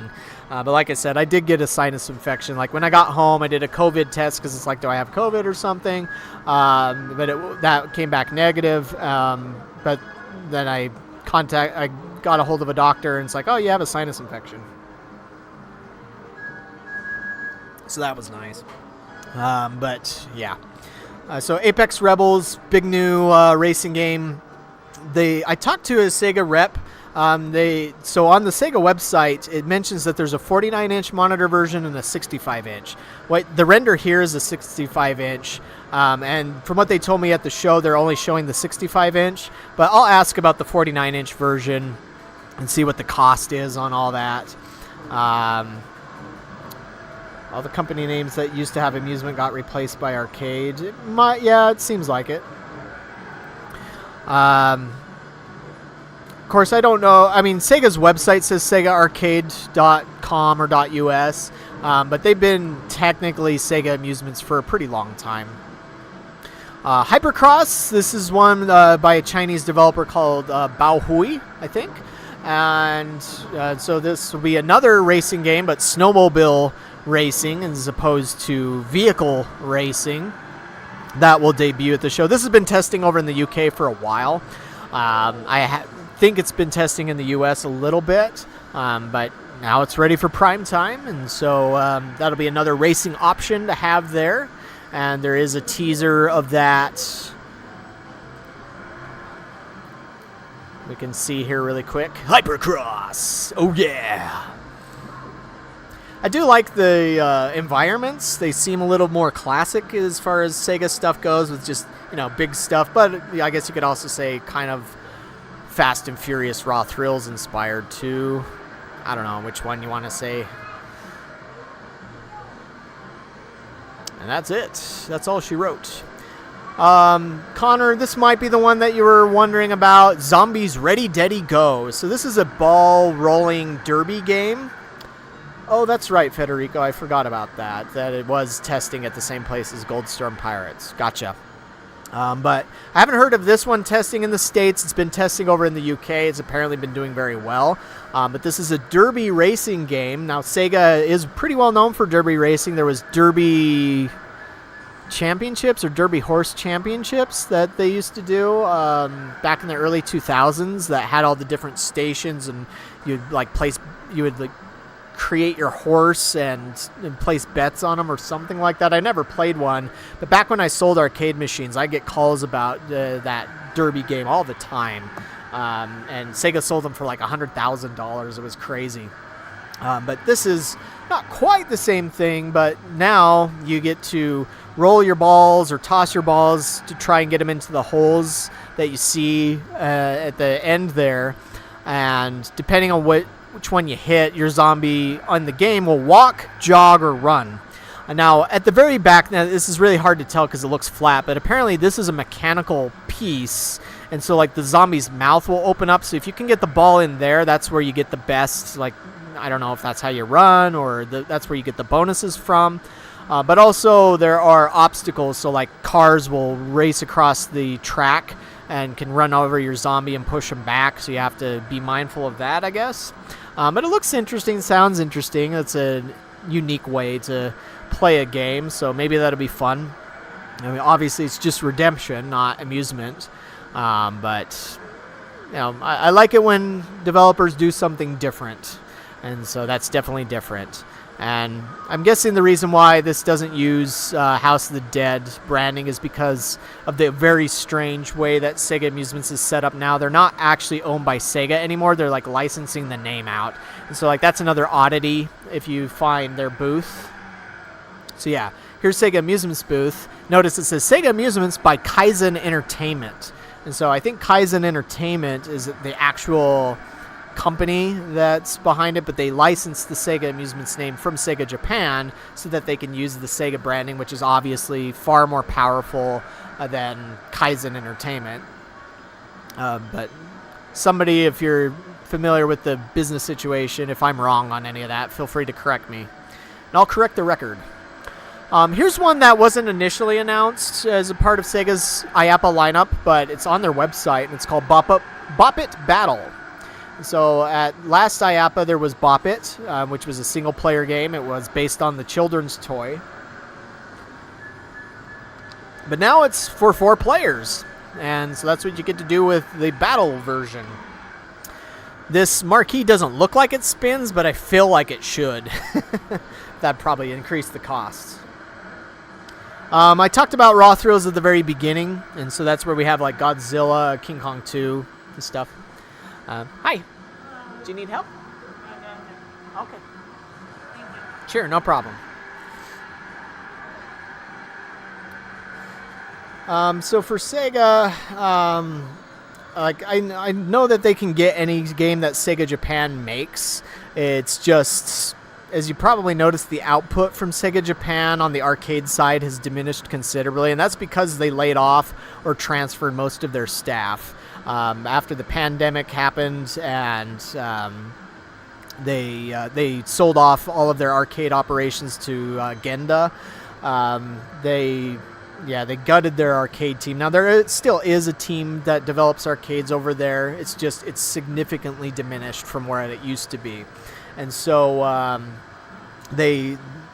don't know what we're going to see out of Sega Japan here in the future. I mean, there's still Initial D, but it's like the AM1, the AM2 teams that you remember, most of those guys have moved on to other things. Of course, people like Suzuki hasn't been with Sega in years. And I also mentioned a gentleman by the name of, it was by Ogashi. So he had been with Sega Amusements, the UK side, for quite a few years. And like I said, he spearheaded the efforts for Let's Go Jungle, for Transformers Human Alliance, for Mission Impossible, for pretty much all the Lycan games you've seen come out of Sega in recent years. But he's also, I'm not sure if he's part-time working for Sega Amusements and part-time working for Three Mind Wave, or if he's just with Three Mind Wave. But yeah, they still have access to a lot of people that worked on stuff like that. It's just, I guess it does give them a little more freedom to license out certain games and stuff at this point. And that's why you see things like Bop It or Zombies Ready Daddy Go or All Stars Air Hockey, which from the description it says that it has vivid animated lighting. I don't know what that means, as far as maybe it's just LED lighting around the sides. They'll also have quite a few Redemption games, so if there's any Redemption fans in chat, there's Ballzania, which debuted at IAAPA Expo Europe, and it's kind of a pinball or a very old school pinball thing where you have a plunger, you launch the ball onto the play field, it goes down there. Or Skillfall Revolution is one that they've been hyping up a bit, which is a little prize merchandiser. So yeah. Need any help? Yeah. Where do I get to? Yeah, you can put the tins in there. If there's any game that's off that you want to play, let me know. I can turn it on. So yeah, that's, let's see. So they'll have Apex Rebels, Hypercross, Zombies Ready Day to Go, Storm Rider 2, VR Agent, Skillfall Revolution, the Air Hockey, Ballzania, Capto Cranes. They have like 3 of them now. So like there's 2 sizes of the regular Capto Crane, and then there's a candy version. Sync Pong, which was at IAAPA last year. Same thing with Pirate Captain, which was a Redemption electromechanical gun game. Will they have any other surprises there? Not that I'm aware of, but you know, you never know. One thing I'm surprised that I noticed is missing that made a big debut last year was Drone Racing Genesis. But I haven't seen that game out in the wild. I don't know how well it's sold.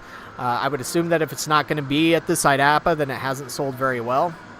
But at least as I remember, the one issue with that game, I love the cabinet. I love the LED lighting on it, the animations and such, but just the controls needed some work. so it was a little hard to control your drone.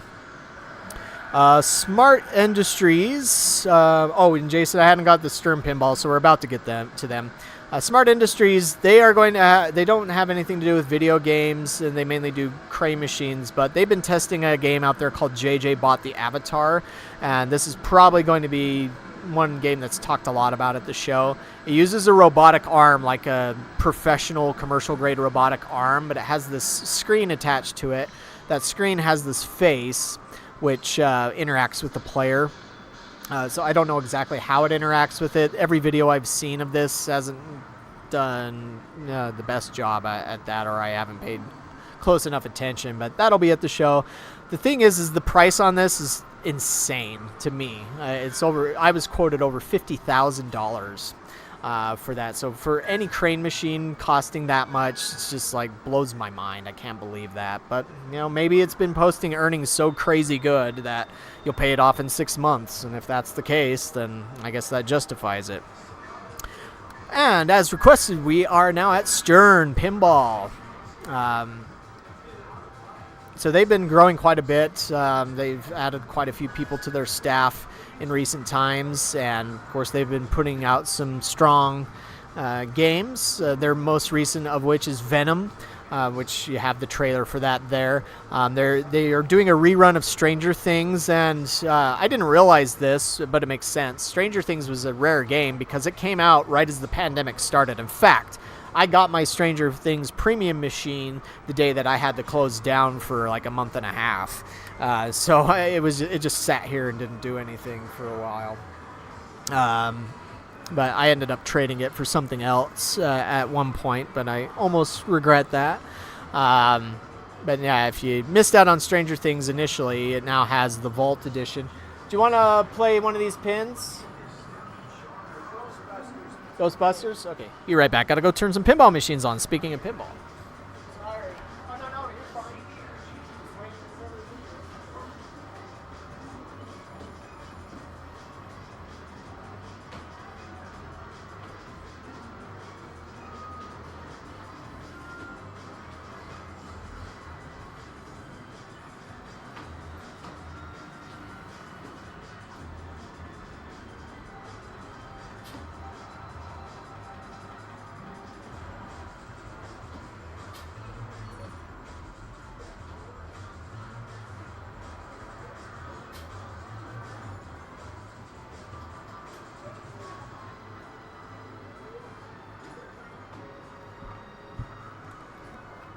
Okay, got all my games on now, so I shouldn't have to do that anymore.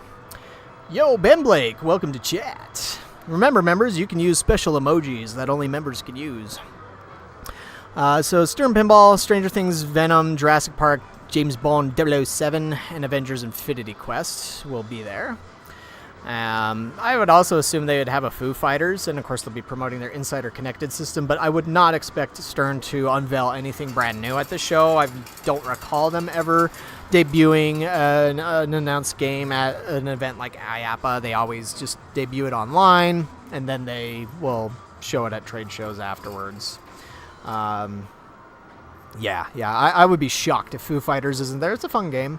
I like it. I actually haven't had a music-themed game at my arcade here before. Maybe that's something I should try one of these days. See if that earns better than the norm. Anything else you guys want to talk about on Stern before we move on? I don't know of any other announcements. There was an IAAPA some time ago that had a Pinball Alley LED sign that was really cool. Don't know if they still sell those. I might not mind having something like that just to grab attention to it. But that was designed for FECs. Yeah, Godzilla does. I'm very curious to see how it plays. I mean, from the still screenshots I was sent, it looks very high quality. I assume with raw thrills they understand frame rates, so I would assume it's running at 60 frames a second in VR. Team Play, I haven't heard anything from them as to debuting any new games at all. So they might have Carnival Wheel. I would assume they'll have Carnival Wheel in their Photo Motion Kiddie Ride. Maybe they'll have a surprise. I'm not sure, but we'll see. And kind of same thing with Triotech. Last year they debuted the Cube. Now, if you haven't heard of the Cube and what the price was, so hold on to your butts. So the most expensive arcade game ever would be the Cube, as that costs $100,000. Now, the reason why they justify that price is because it's essentially an arcadified version of their XD Dark Ride. XD Dark Rides start at around $250,000 and go up from there depending on how many seats you have. And so the Cube, it distills that into a 4-seater, but it has these D-Box motion seats. It has a 100-inch 4K screen, has multiple games. Yeah, you could buy some nice things for $100,000, but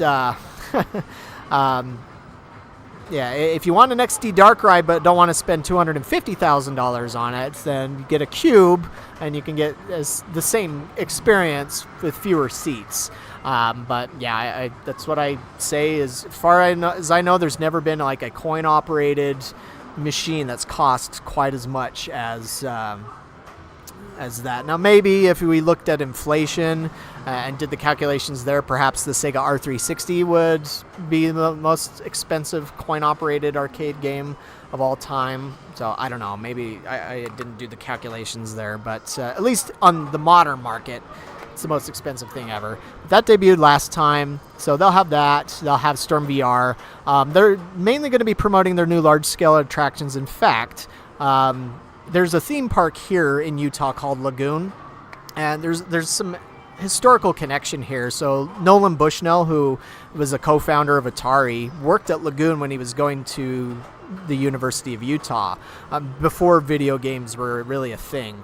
It was when he was at the U of U working at Lagoon that he got the first ideas for, hey, what if we had video game, because he got to play Space War, a very, very early version, a very early video game in the 60s. And working at Lagoon on the Midway is like, if we combine these two things together, these video games would probably make a lot of money. And that's what helped him get the idea for doing that. But anyways, Lagoon just recently opened up a new roller coaster I think it has some interactivity, and Triotech designed that roller coaster. I was actually at Lagoon on Labor Day, but the roller coaster wasn't open yet. It opened like the week afterwards, so I didn't get a chance to check it out. But yeah, Triotech is getting into roller coasters now. So they've done dark rides, like those indoor on-track rides before, but as far as I know, and they can correct me if I'm wrong, this primordial roller coaster that they just did is the first time they've done like a full-blown roller coaster experience. So let's see here, what's next? Unico USA, so they're the company that did the Neo Geo MVS-X and have come out with those 4x3 LCD monitors. There's a video on my channel of me installing one of those into my Neo Geo MVS. So I'll definitely stop by them, see what's up there. We got Eunice. Hi, how's it going? Good, thanks. If there's anything you need, just let me know. Let's do like $3 tokens. Sure. Thanks.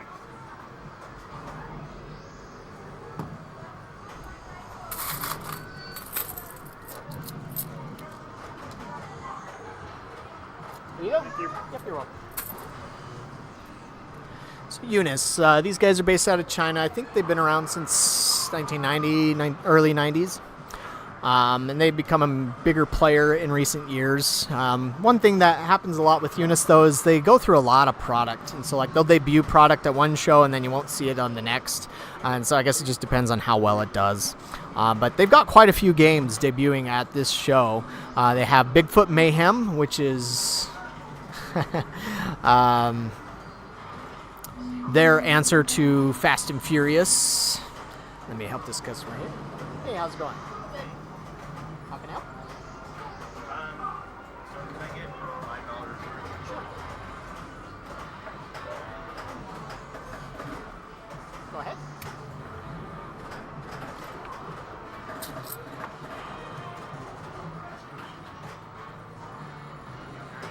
Thank you. Yeah, no problem.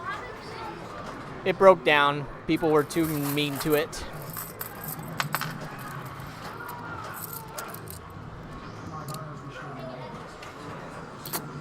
So here is Bigfoot Mayhem, which is a bigger, grown-up version of their Bigfoot Crush kids racing game. And as you can tell, it's definitely influenced by Fast and Furious Arcade with the 2 screens, motion base, all that. I do like how the back of it looks, like this molding hair and all that. That's cool. I think it can link up to 4 units. Yeah, so I'll definitely be checking this one out. And interesting how it has like the vertical screen there, but with 2 screens instead of a vertically oriented one.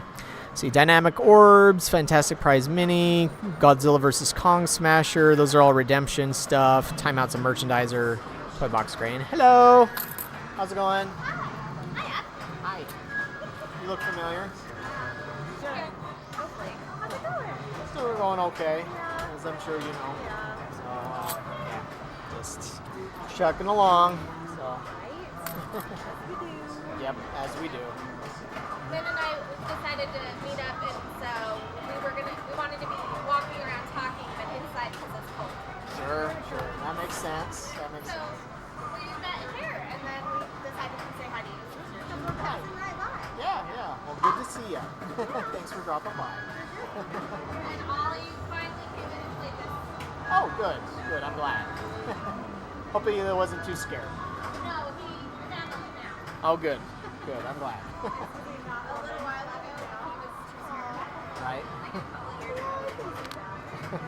But this was the movie from the Halloween. Sorry, 1 second here. So he had it. Right. Yeah, likewise. Been a while. Oh, yeah, we'll see ya. Let's see. Raccoon Rampage is another redemption game. Oh, yeah, Lane Master Extreme, which is the sequel to Lane Master.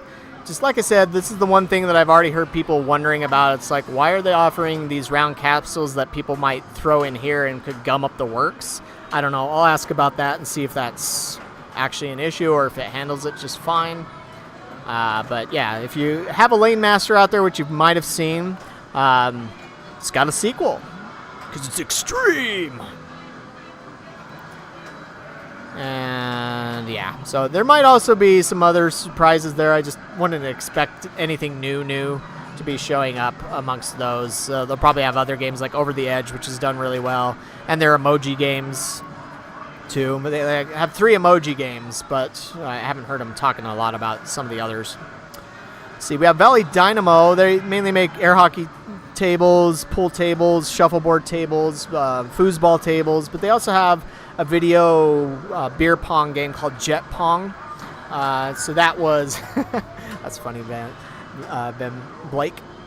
But Jet Pong was at IAAPA last year, and so it's like a beer pong game, but it has 2 video screens on it.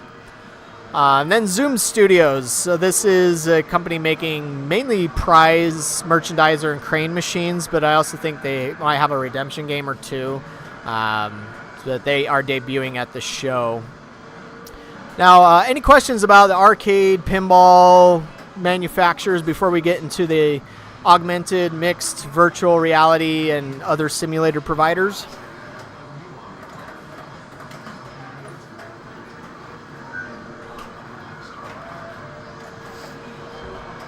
Or anything you guys want me to really focus on for video? Or questions you want me to ask? I guess throw them in the chat anytime. All right, so Amiga Entertainment. When I see this, I think of the Commodore Amiga, even though I never had a Commodore Amiga. But they are based out of Turkey, and they produce professional grade motion simulators. That's a good question, Federico. I haven't heard anything about Crazy Rafty being at Sega's booth, so maybe, but I'd be kind of surprised if it wasn't there. If it's, I always assume that if a game was at one IAAPA and then it's not at the next, it didn't sell very well.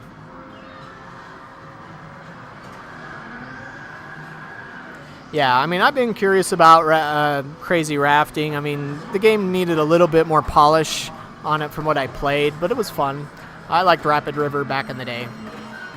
If I bought something at IAAPA, what would I buy? Well, that really depends on a lot of things. I mean, sometimes it's a little bit overwhelming.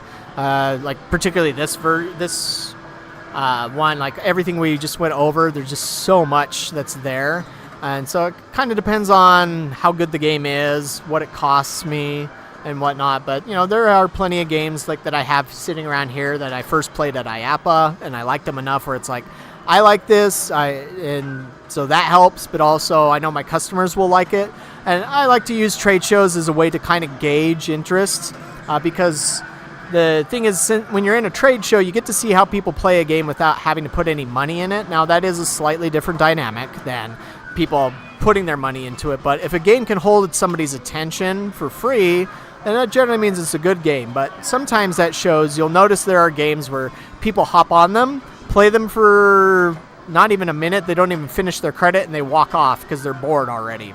And so when I notice that there are games like that, then it's like, if people aren't willing to keep playing these when they're free, what's wrong with the game? Do I really want that? So there's that. But also, there's still some things that are hard to judge. Like sometimes you can't hear the games very well because it's so noisy, or they have the volume down too low, or maybe they have it up way too high and it annoys you. There's also lots of lights. Like in my arcade here, it's fairly dark. And so I don't have floodlights in everything, or you don't have to, wait in line to play something. So yeah, it just really depends on the IAAPA. I mean, from everything that I've seen here, is there anything that really is calling out to me? I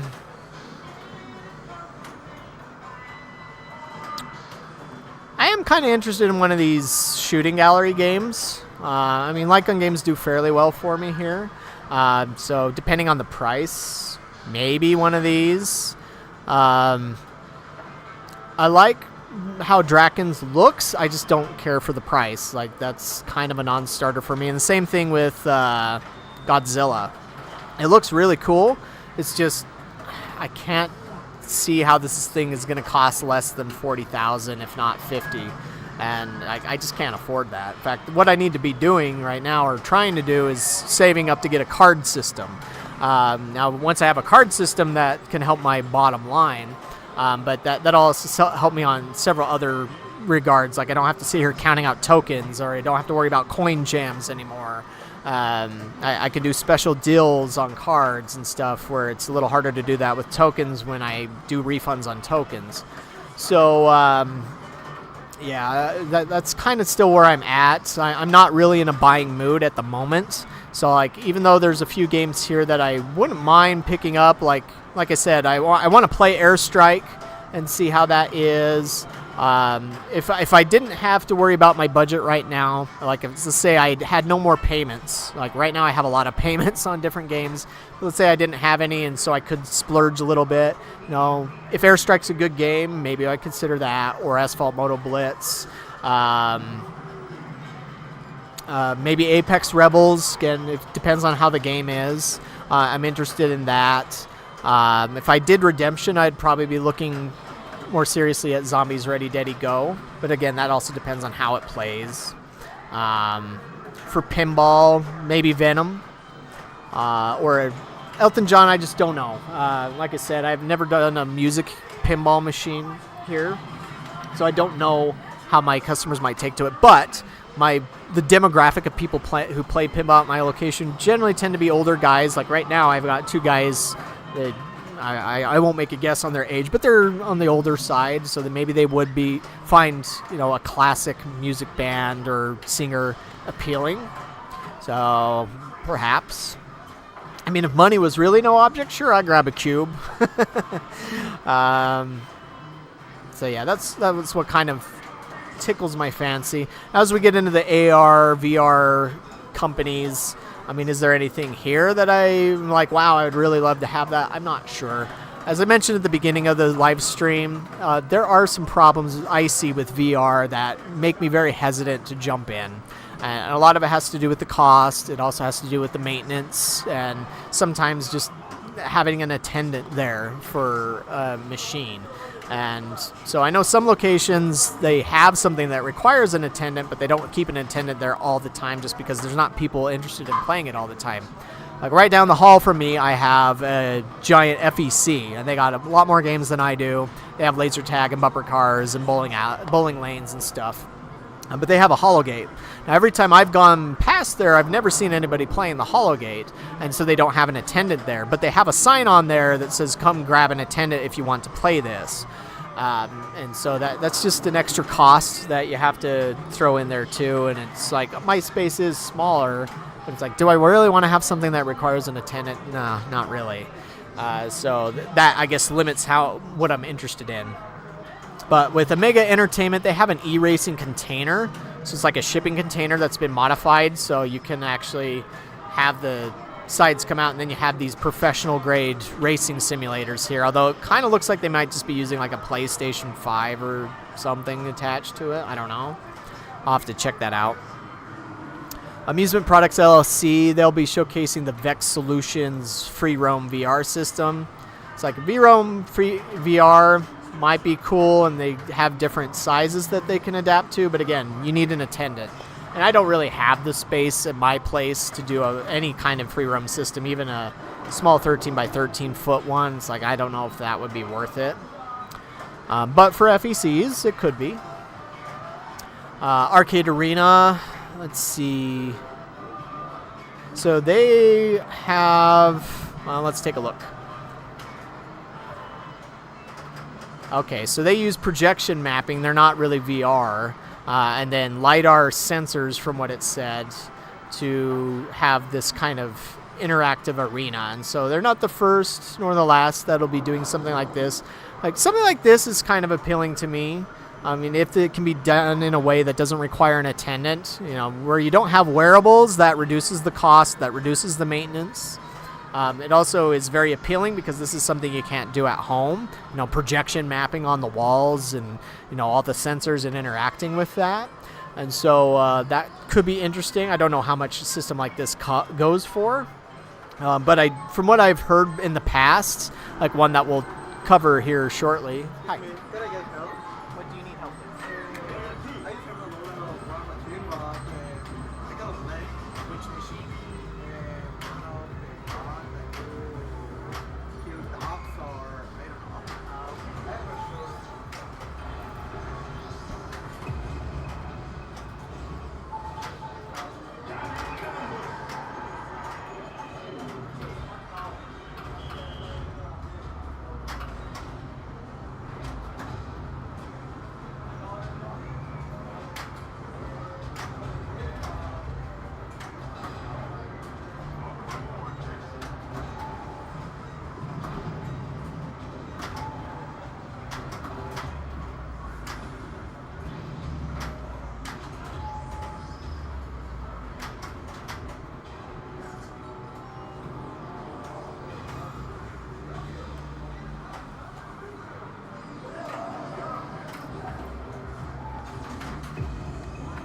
That was a weird issue.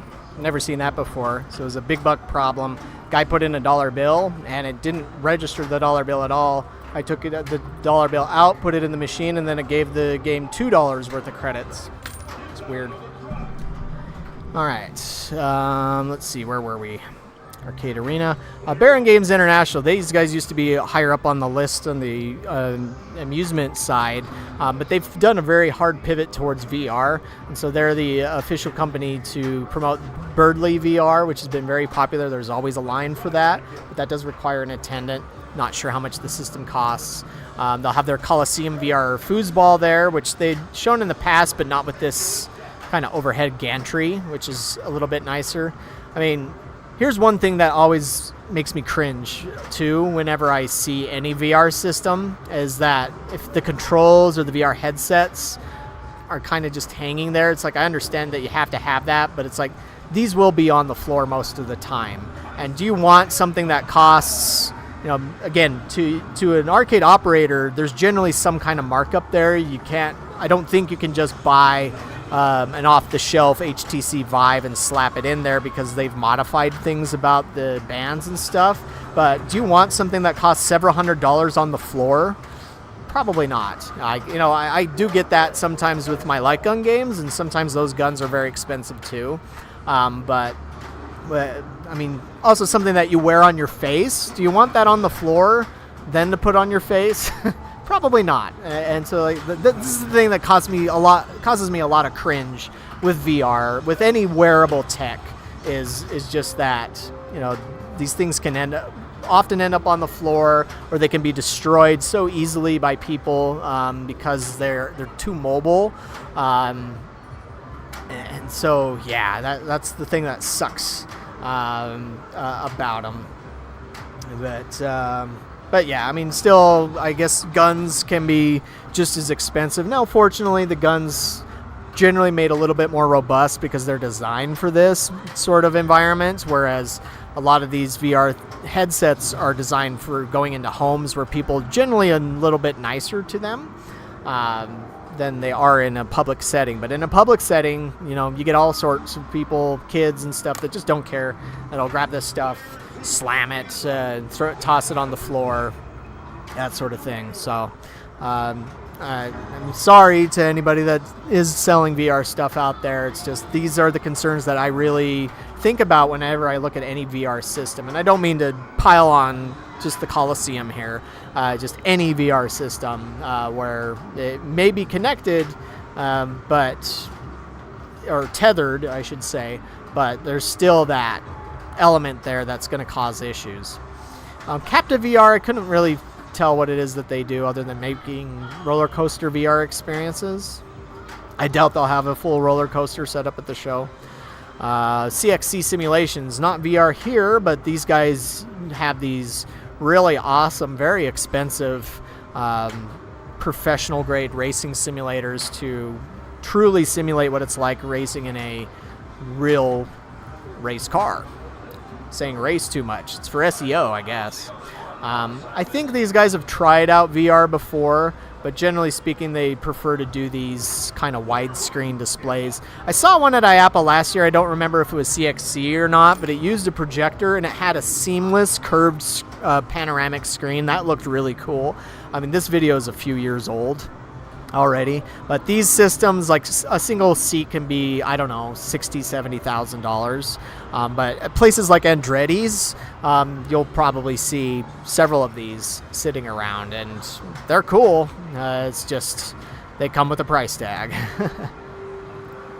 Let's see, Creative Works. This has always been one that's been a little strange to me because they kind of are like a distributor, but not. They often represent several different brands, and so ones that they will have, Limitless VR is a free roam VR arena that can be configured. Instead of just being an open arena, they usually have walls and stuff, but it can be custom made to the game, and it maps things out correctly, I guess. There's the VAR box, which is more of an arcade style sort of setup that has a VR headset on a overhead gantry with a retractable cable. Lucky Putt is not VR. It's customized mini golf settings. I've seen these. There's a location I visited last time in Florida called Elevate Fun. They had a whole area made up of nothing but Lucky Putt stuff, and it allowed them to create their own kind of mini golf course without hiring out a firm to design that, each hole or anything. And so each Lucky Putt hole was almost like its own arcade game. It was kind of cool. And then they'll have blacklight laser tag. They've had the SpongeBob Dynamic Duo VR thing in the past, so maybe that'll be there again. I don't know. DOF Robotics, these guys have dealt with VR. They've also done non-VR things. They've done like gigantic dome screen setups, but their equipment is very impressive. So they use like the robotic arms to move you around and create these, you know, virtual roller coaster type experiences. I'm sure these cost well over $100,000. I don't know for sure, but they're super impressive to watch. Every time you go to IAAPA, there's a long line for these things. Hi. Hi. How can I help you? Have a dollar worth of something. Are you playing the prize machines you were looking at? Yes. Okay, I could just give you a dollar I'm bill like- and you could do that. I'm like, wait a minute, something's not asked. Something's not Right. right. Thanks. Starting to get a little busier, but we're almost done. But yeah, this the DOF robotics stuff can flip you around. They also have a thing at the they debuted a few years ago, the Gravedigger VR. So it's this giant monster truck, which might have been even bigger than the actual Gravedigger monster truck itself, with a bunch of seats, and you'd wear a VR headset, and it would go on a Gravedigger adventure. It was pretty cool. Very, very, very pricey. Stuff like this is mainly for theme parks. And like there are multiple theme parks represented at the show, like SeaWorld, Walt Disney World. They're a sponsor. I've seen people from those companies there looking at products. Oftentimes brand new roller coasters are announced, or dark rides are announced at IAAPA too. And so that's where there is a bit of blending with the theme park industry here. But theme parks oftentimes have an arcade somewhere on their premises, or 2 arcades. So there's that. Hero Zone VR, they're also a free roam VR solution. They have a number of games. I think the games are customized, but I'm not 100% sure about that. I think at the last IAAPA I saw them, or last year's IAAPA, every time I walked by there wasn't anybody using the system, so I wasn't able to film them. Hologate, already mentioned them. They are celebrating the 20 millionth play on their system, so they track every single play since they're all connected to the internet. And so by accumulating all the plays that have happened on their system since they were founded, they've had 20 million of them, so they're going to be celebrating that. But they're also going to be introducing a non-VR product. This is kind of like the Lucky Putt that I just talked about, that they call Hyper Golf. And I just think their systems look like they have more LEDs on them and different themes that maybe are a little more appealing than Lucky Putt. Not sure if an arcade like mine could grab these. I don't think they're individually coin operated or card operated. But they have several of them there, which you can see on their website. Let's take a quick look. The future of mini golf now. So yeah, they have 9 of these currently that you could check out. Hi. How can I help you? I don't know. I haven't been keeping track of who's coming in and who's going out, but what do they look like?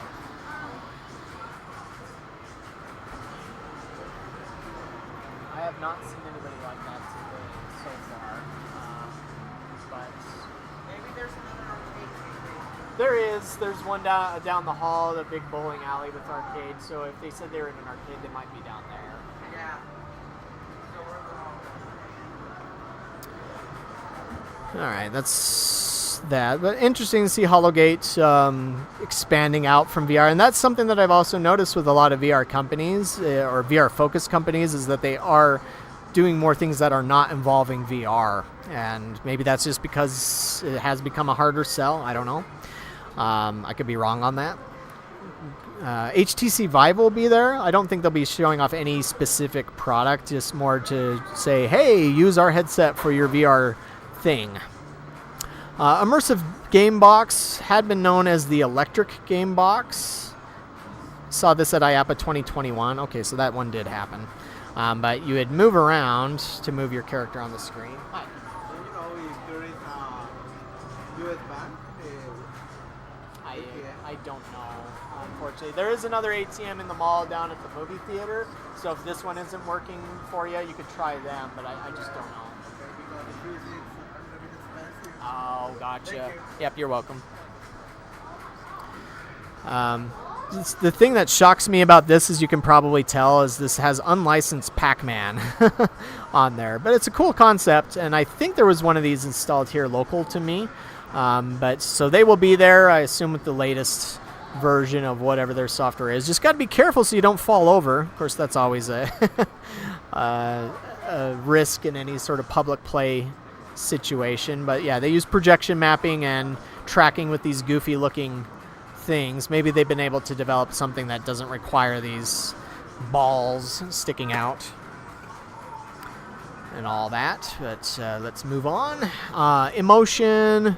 They create educational VR experiences. InnoWise. So this is one that last year they debuted their own kind of projection map game room called the Cubics, and they currently have 3 different projectors to create this seamless image. They have vibrating floor, wind effects. They are using, I think it's the HTC Vive controllers to control the game, but it works. And so they have different elements within these games, like there's shooting elements, but then there's also puzzle elements. I've only seen this particular game. I haven't seen their other ones. I think they have a zombie shooter that they just debuted. I guess that's another thing too with VR companies, is just they're so overblown on the zombie stuff that when I see a new one, I'm just kind of like, whatever, I don't care. But at least these guys have their own unique games that they develop for it, and they're not all zombies, just only one of them, I think. But InnoWise has their own kind of Hologate competitor system called Arcadia VR, and that handles up to 6 players instead of 4. But the Cubics was the introduction of, hey, let's try something without the VR concept attached to it, and it seems like it's been doing well so far. I know a few of these have been installed out there.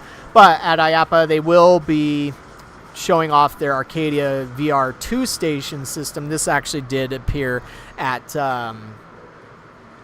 Amusement Expo, but I guess a production-ready version of it will be at IAAPA 2022. So let's move on. Cat VR. They have their own omnidirectional treadmill, which is something that Virtuix had. So I guess this is their take on it. I thought that was patented, but I don't know. Maybe not. Rylix, these guys have been pretty popular out there. Hi again. There you go. Thank you. Yep, you're welcome. You guys seen this out there? I have. Even here in Utah, I know some malls have had one just sitting there in the middle of the mall. And so it's a non-motion VR roller coaster system that has multiple instances with it. Last year, that's where they showed off the SpongeBob VR bubble coaster, and that was afterwards picked up by Andamiro. Could they have something else that's licensed or some other new kind of experience? Probably. Interesting enough, they are based out of Brazil. We don't get a lot of Brazilian companies here. Spree Interactive, they also have a free roam VR arena, but instead of their games focusing on like shoot 'em up things that a lot do, they have more adventure style experiences, which can be like 10-20 minutes long, something like that. Last time I saw them, they had like a space station thing where you were on a space station trying to solve a mystery, I think it was. Let's see, Talon Simulations. So this is the company behind all the Dave & Buster's VR stuff that you've seen, like the Top Gun Maverick and Terminator and all that stuff. So they will be at the show. Hi. Hi. How can I help you? There are 3 kids. I'm not sure how this works. So we use tokens. There's not like an entry fee or per person thing. So you just Okay. buy tokens, and then the games are between 1 to 4 tokens each. I get 80 tokens. Sure.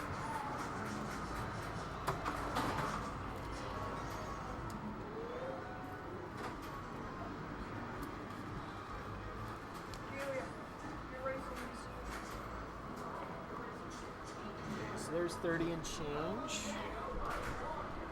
All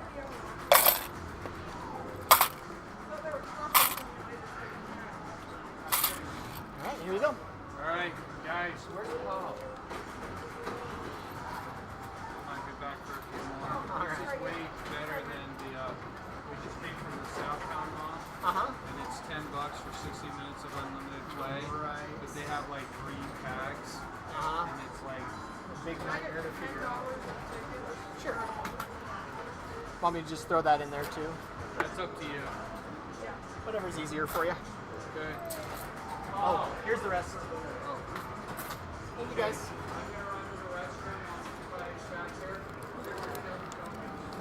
So yeah, Talon Simulations. I don't know if they'll have something. Yeah, no problem. I mean, I'm sure they're wanting to get more clients than just Dave & Buster's, but yeah, if you used any of the Dave & Buster's VR systems, you know what they would probably be showing.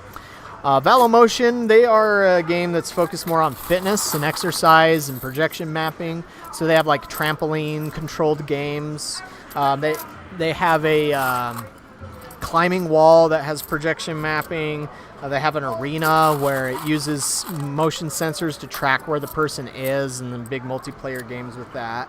So that's pretty cool. In fact, the Valor Arena is their flagship product, but yeah, as far as I know, they don't use any wearables. Virtuix, they're the creators of the omnidirectional treadmill, and so they have a system called the Omni Arena, which you might have seen or used out there. I don't know how many installations have it. But that Elevate Fun that I mentioned, they had one. I've heard of some installations in Texas and stuff. I don't know if they have any new products coming out. There's VR Cave, which specializes in VR escape rooms. And then we get VR-Arsenal, which last year I was a bit critical of the game they debuted, the Zombieland one, just because the frame rate on the screen was not good.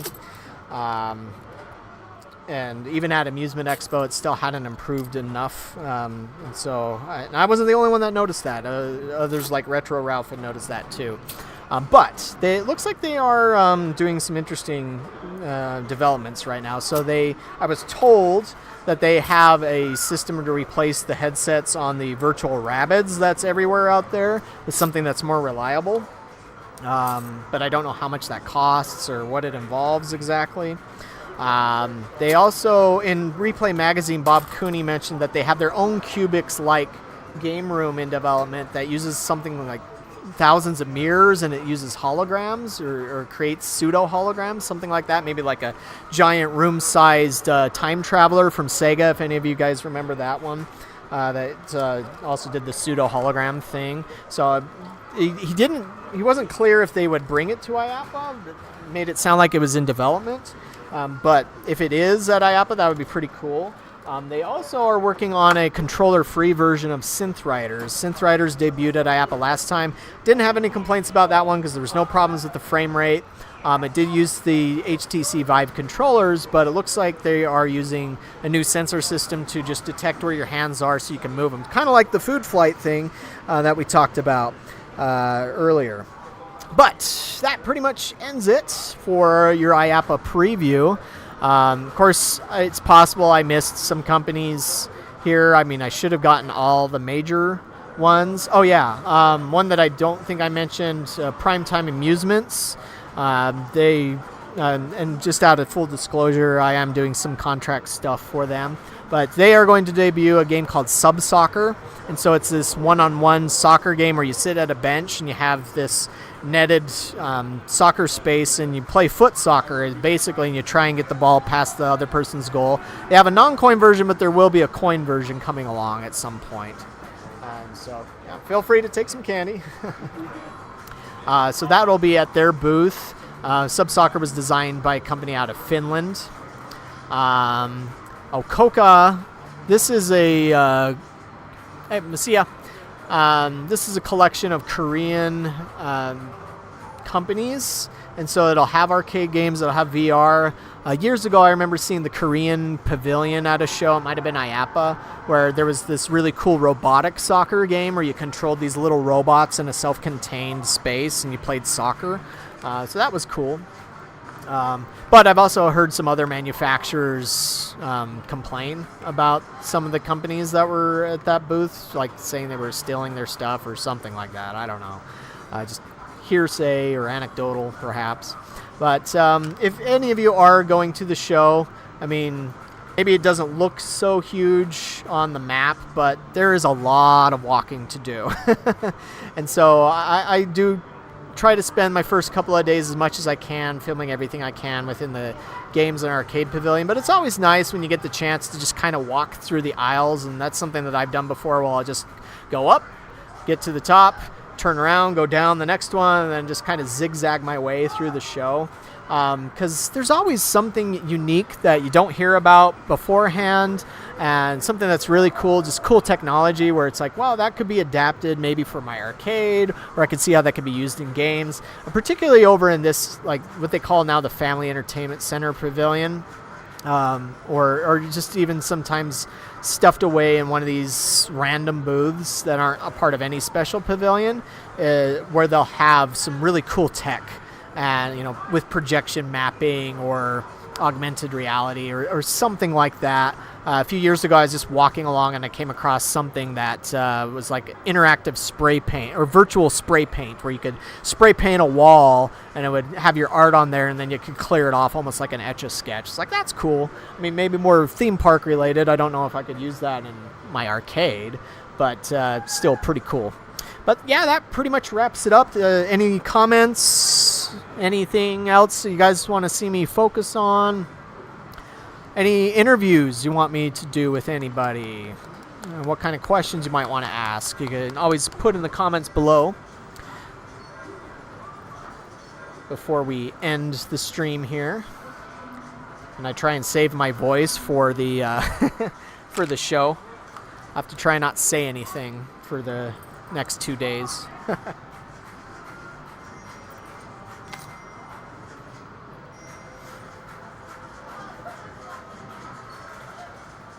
Going once?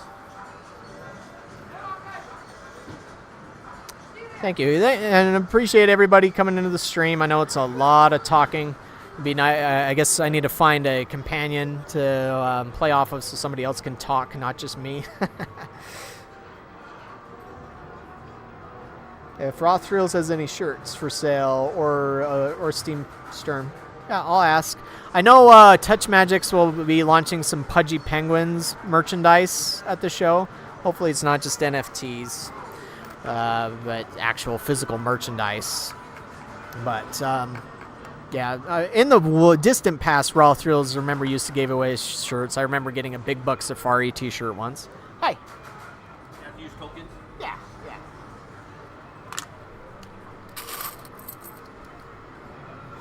Here you go. You're welcome.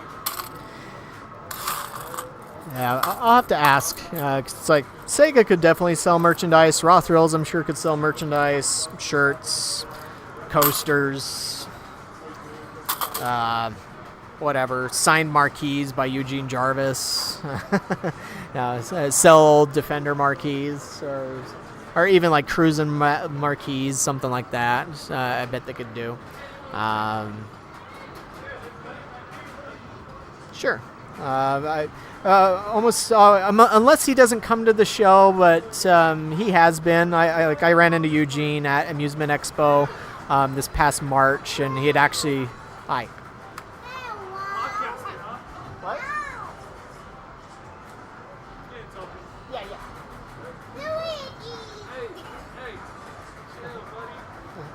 Thank you. Yeah, fun. He's a handful. Gonna play Luigi? But, sorry. But yeah, he had went to Disneyland with his wife and then just decided to stop by the show for a very short time there. But he's usually there for at least a day or two at IAAPA.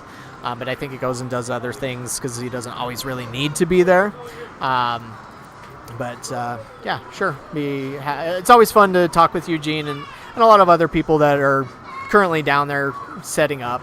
Yeah, so lots of friends have made in the business and a lot of cool people to talk to.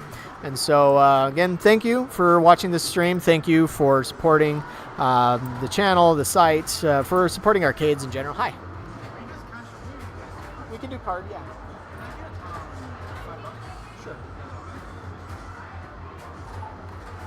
Go ahead, tap, insert, or swipe.